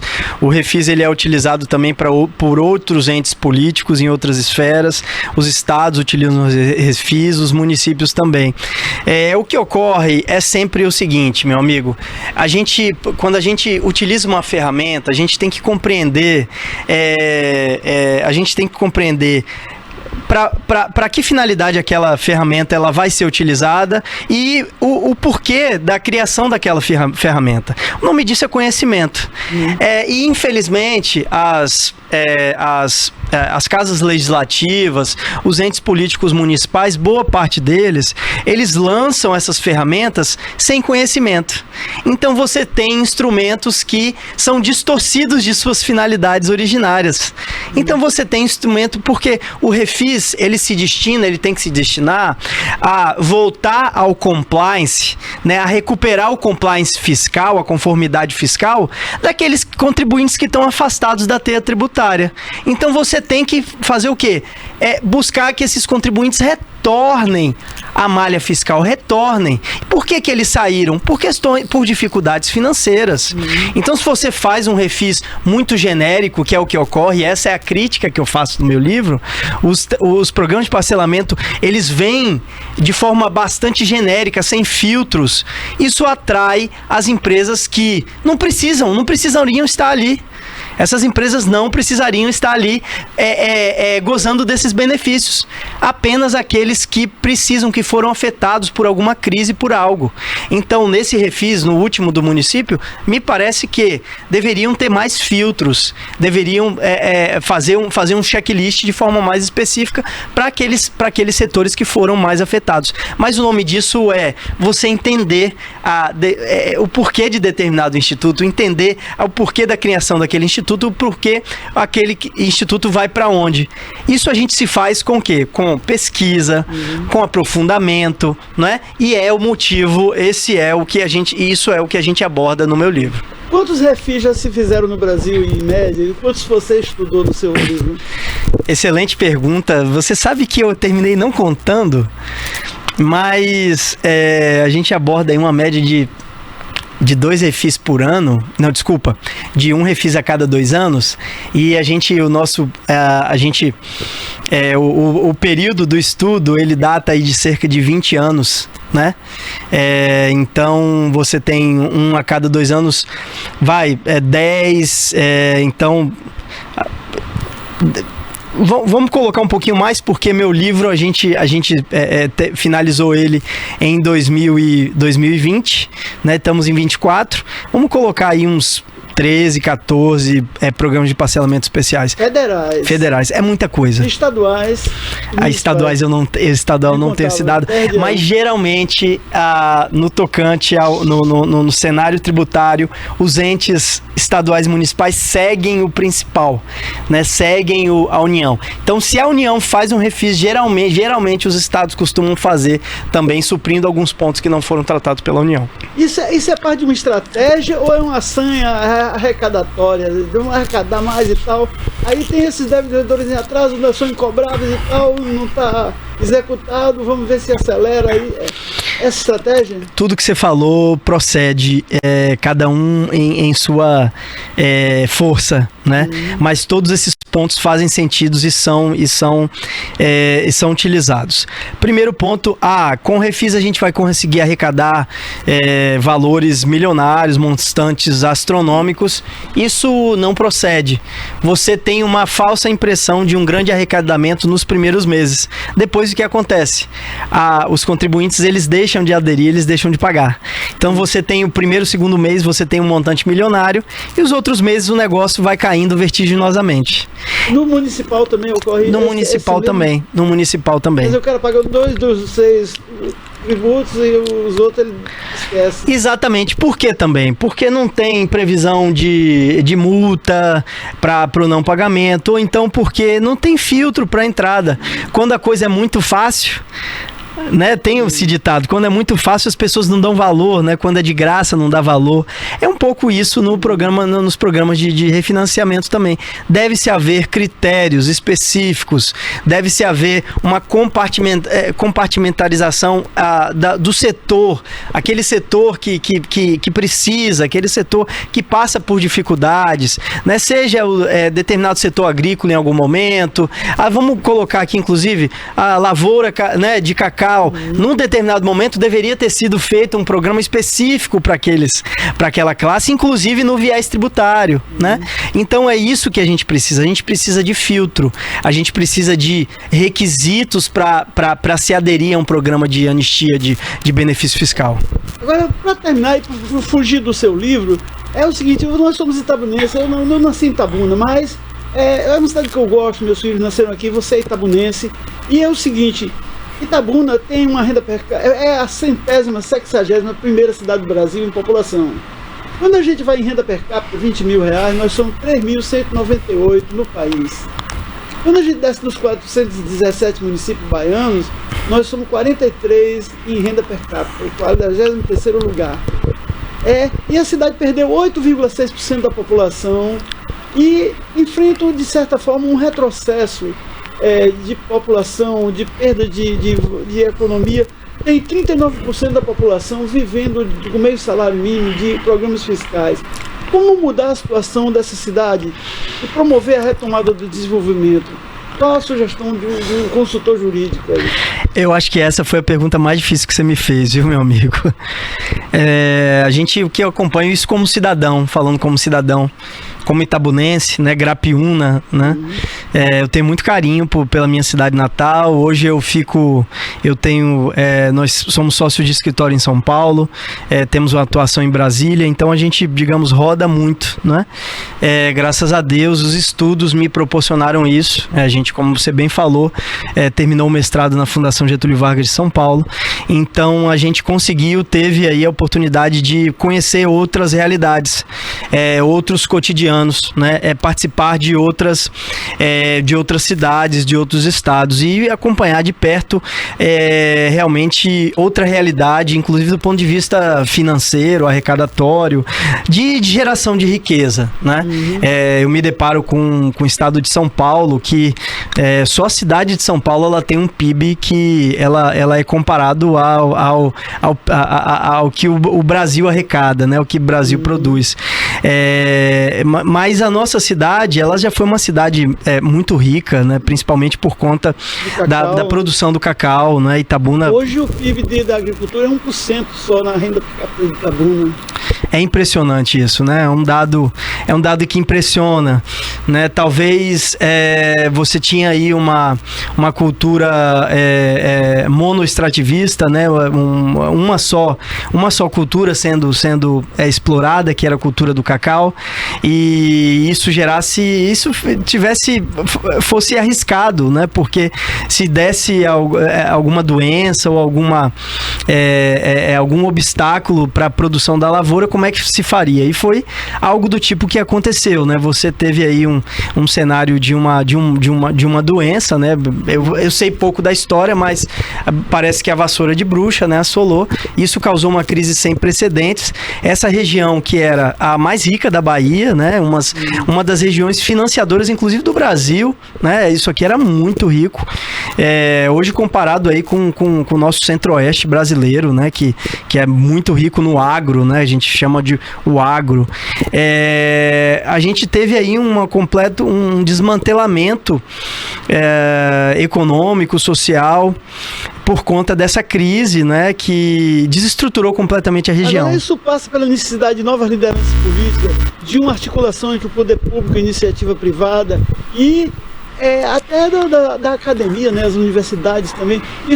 Essa retomada do desenvolvimento passaria por isso? Excelente pergunta, Kleber. a gente tem uma característica muito triste, eu acho, que as instituições elas se voltam para si próprias e esquecem da sua realidade. Eu vejo isso um pouco na academia. Eu vejo a academia um pouco isolada dos problemas reais da sociedade, quando na verdade a academia, as universidades, etc., elas têm que ser instrumentos, ferramentas de impacto positivo na sociedade, né? Bolando alternativas, implementos, enfim, contribuindo para a geração de riqueza na sociedade. Eu não vejo muito isso acontecendo. Eu acho que é uma visão para si próprio, né? Até um narcisismo, digamos assim, né? Narciso acha feio o que não é espelho de Caetano Veloso, não é? Então, a necessidade da gente lidar com a diferença. Eu sei que essa coisa de lidar com a diferença, você sai um pouco da sua zona de conforto, mas o ser humano precisa sair da zona de conforto. A zona de conforto é uma armadilha muito grande. Então, ente político, universidade, academia, setor produtivo, eles têm que se dar as mãos. E aí, voltando para o meu livro, é interessante porque a gente teve um paradigma de antagonismo entre fisco e contribuinte, que a gente ainda tem, e a gente coloca aí na melhor teoria e boas práticas internacionais que o paradigma deve ser de cooperação. Paradigma entre a relação entre fisco e contribuinte tem que ser de cooperação e não de antagonismo, de desconfiança. E a gente vê isso também, talvez seja um fator cultural, talvez essa desconfiança, esse antagonismo seja um fator cultural, fazendo com que os setores fiquem isolados um do outro. Mas não, a gente tem que estar aqui debatendo, né? Você, jornalista, eu, jurista, empreendedor, a gente tem que estar aqui debatendo. Isso é muito saudável, porque só cresce com debate, né? A gente só cresce com o debate. Então, acho que me estendi um pouco, mas esses assuntos nos chamam muito a atenção e não é sempre que eu tenho o prazer e a satisfação de estar aqui contigo. Mas essa cooperação também, o que passa no seu livro pode se dar para desenvolver Itabuna. Sim, eu acho que sim, porque se a gente avança com relação a uma mudança de paradigma, né, uma mudança de paradigma, a gente tem que trabalhar de mãos dadas e não com desconfiança um do outro. Né? A gente tem que trabalhar de mãos dadas, políticos, sociedade, academia, tem que se unir, até porque no final do dia estamos todos no mesmo solo, o solo itabunense, o solo grapiúno, o solo baiano. Eu tenho um amigo que ele é médico e ele esteve na Europa, passou uns 15 dias lá visitando Suíça e outros países, Espanha inclusive, e voltou dizendo o seguinte, que a gente dificilmente vai chegar a um primeiro mundo, o Brasil em si, por uma questão cultural. Aqui na região nós temos esse problema cultural. A sua experiência na Europa lhe indica isso também? Ou você vê diferente essa realidade da nossa? Olha, Kleber, nós somos um povo maravilhoso. Nós temos uma criatividade, nós temos um otimismo, nós temos uma ousadia muito interessante, muito peculiar. Nós temos... Eu falo por experiência própria, eu me impulsiono a cada dia ser um pouco melhor, evoluir de alguma forma. Adoro a literatura brasileira, adoro a musicalidade brasileira. Até no programa anterior, né, a gente escutou aí Cazuza, escutamos MPB de qualidade. Isso é um tesouro que o mundo se encanta com essas coisas do Brasil, né? O mundo se encanta pelas nossas artes, pela nossa criatividade, pela nossa miscigenação, né? Esse caldeirão racial, étnico, cultural que é o Brasil. Isso é um ativo preciosíssimo, né? Então, acho que a gente precisa de um Estado mais leve. A gente precisa de um Estado que dê mais poder para o indivíduo, deixe o indivíduo se potencializar, né? Numa visão macro, numa visão de mundo, realmente os países desenvolvidos, eles tentam criar barreiras para que os subdesenvolvidos nunca ascendam a outros patamares de desenvolvimento econômico. Isso, inclusive, esse raciocínio, essa tese, foi bem escrita pelo último ganhador do Prêmio Nobel da Economia. Eu não me recordo o nome dele, mas o nome do livro é Quebrando as Escadas, né? Em que depois eu posso até te passar o nome para você compartilhar com os nossos espectadores. Um amigo diplomata me passou esse livro, muito bom livro.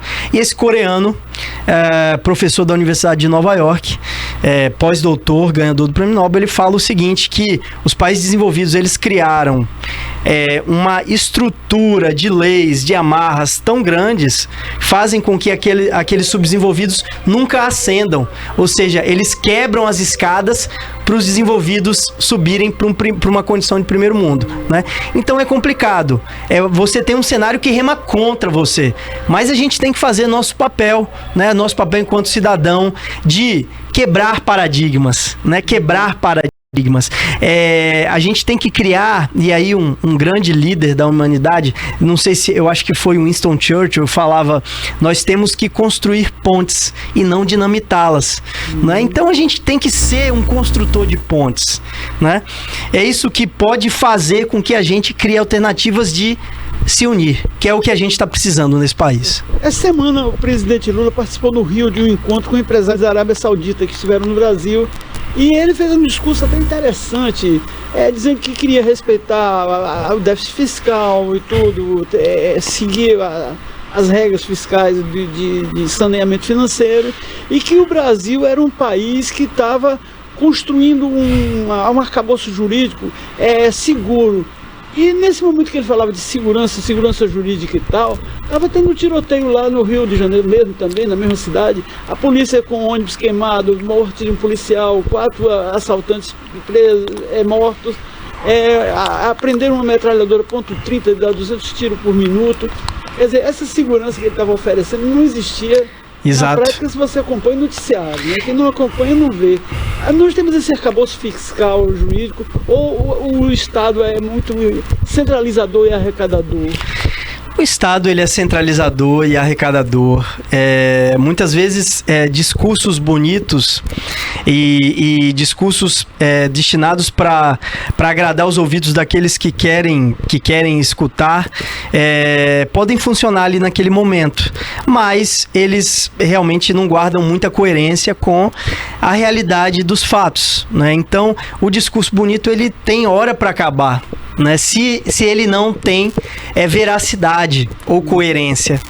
Então, hoje mais do que nunca, para você ter um discurso bonito, você tem que trazer um conjunto estatístico, né? Você tem que trazer fatos palpáveis e reais para acompanhar aquele discurso. Então, se você fala que nós precisamos ter uma postura de compliance fiscal, de compliance financeira, né? Como o governo está falando, ele tem que fazer o dever de casa, né? E qual seria esse dever de casa? Quais seriam essas prerrogativas? Olha só, tá aí um ponto que eu gostaria, inclusive, de me aprofundar mais.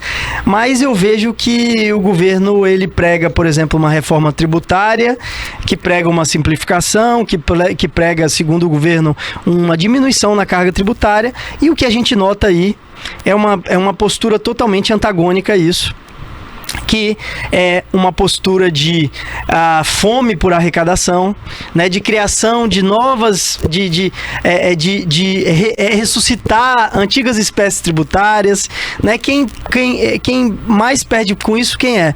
É o pagador de impostos. Esse é o que perde. Somos nós que vemos aí nosso dinheiro do nosso trabalho ao final do mês, né? Como você muito bem colocou no início da sua fala, que eu anotei isso aqui, 40% de imposto. Nós somos recordistas de pagamento de impostos a nível internacional. Eu acho que hoje nós temos a maior carga, uma das maiores cargas tributárias do mundo. E esse recorde, isso não é para empolgar ninguém, não é motivo de ficar feliz, né? Ou orgulhoso disso, muito pelo contrário. Vou dar uma dica para outro estudo até. Nessa enchente do Rio Grande do Sul, ficou constatado que 85% das empresas não tinham seguro. E eu conversei com uma pessoa ligada ao setor de seguro lá em Brasília até. E o cara disse, rapaz, é o seguinte, o governo arrecada tanto que a pessoa deixa de investir no seguro, que é o fundamental para até a sobrevivência do seu negócio. E que esses contribuintes do Rio Grande do Sul estavam sendo punidos também por essa sanha arrecadatória. Isso é verdadeiro? É verdadeiro, é verdadeiro. É mais um exemplo de um estado dentro de um país que ele está encravado com uma política de arrecadação crescente para poder financiar os gastos públicos crescentes. É óbvio que nós precisamos investir em infraestrutura, em educação, etc. Né? Nós temos um contingente de pobreza muito grande no país, mas isso tem que ser feito, isso não pode ser feito sem qualquer sorte de critério. Né? A gente precisa calibrar isso, né? E eu falo muito no meu livro, a correta calibragem dos institutos. Né? Você tem um instituto, você tem que saber, você tem que entender o porquê que ele foi feito, ele serve para quê, né? Qual o intuito. Né? Então, se você tem uma política de arrecadação, você tem que tirar um raio-x mais assertivo, um raio-x mais assertivo de como o país está do ponto de vista econômico, social, de pobreza, etc. Né? O presidente Lula, hoje no simpósio do G7 lá na Itália, ele vai defender a criação de um imposto sobre os ricos. Como é que funciona esse tributo? É bom, é ruim? Resolve o problema da pobreza? O imposto sobre os ricos, né, o imposto sobre as grandes fortunas aqui no Brasil chamado, ele é um imposto muito delicado, tá, Kleber? A gente estudou muito, a gente estuda muito direito tributário, né? Eu fiz especialização na PUC em tributário, depois eu fiz mestrado na Fundação Getúlio Vargas de São Paulo. Terminei o mestrado lá na Universidade de Singapura. E sempre estudando direito tributário, econômico, financeiro, etc. E por que eu falei isso? E aí a gente volta. Nossa, qual foi a pergunta que você me fez? A criação do imposto sobre os ricos. Perfeito. Se funciona, até que ponto? Perfeito. Então, eu já li alguns artigos, alguns estudos sobre a efetividade do imposto sobre os ricos, né, sobre grandes fortunas. O imposto sobre grande fortuna ele é muito delicado, por quê? Porque aqueles que têm dinheiro mesmo, com força, o capital dessas empresas, dessas corporações, ele tá organizado primeiro em ações, em ativos financeiros, em capital especulativo. Ele está empregado no mercado de capitais. As grandes fortunas, eles não estão em imóveis tradicionais fincados em determinados territórios. O que esses conglomerados fazem quando você tem uma taxação de grande fortuna em determinado país? Sabe o que eles fazem? Paraíso fiscal. Acabou. Eles dão um enter e transferem o dinheiro deles em 1 minuto em transação online para outro país.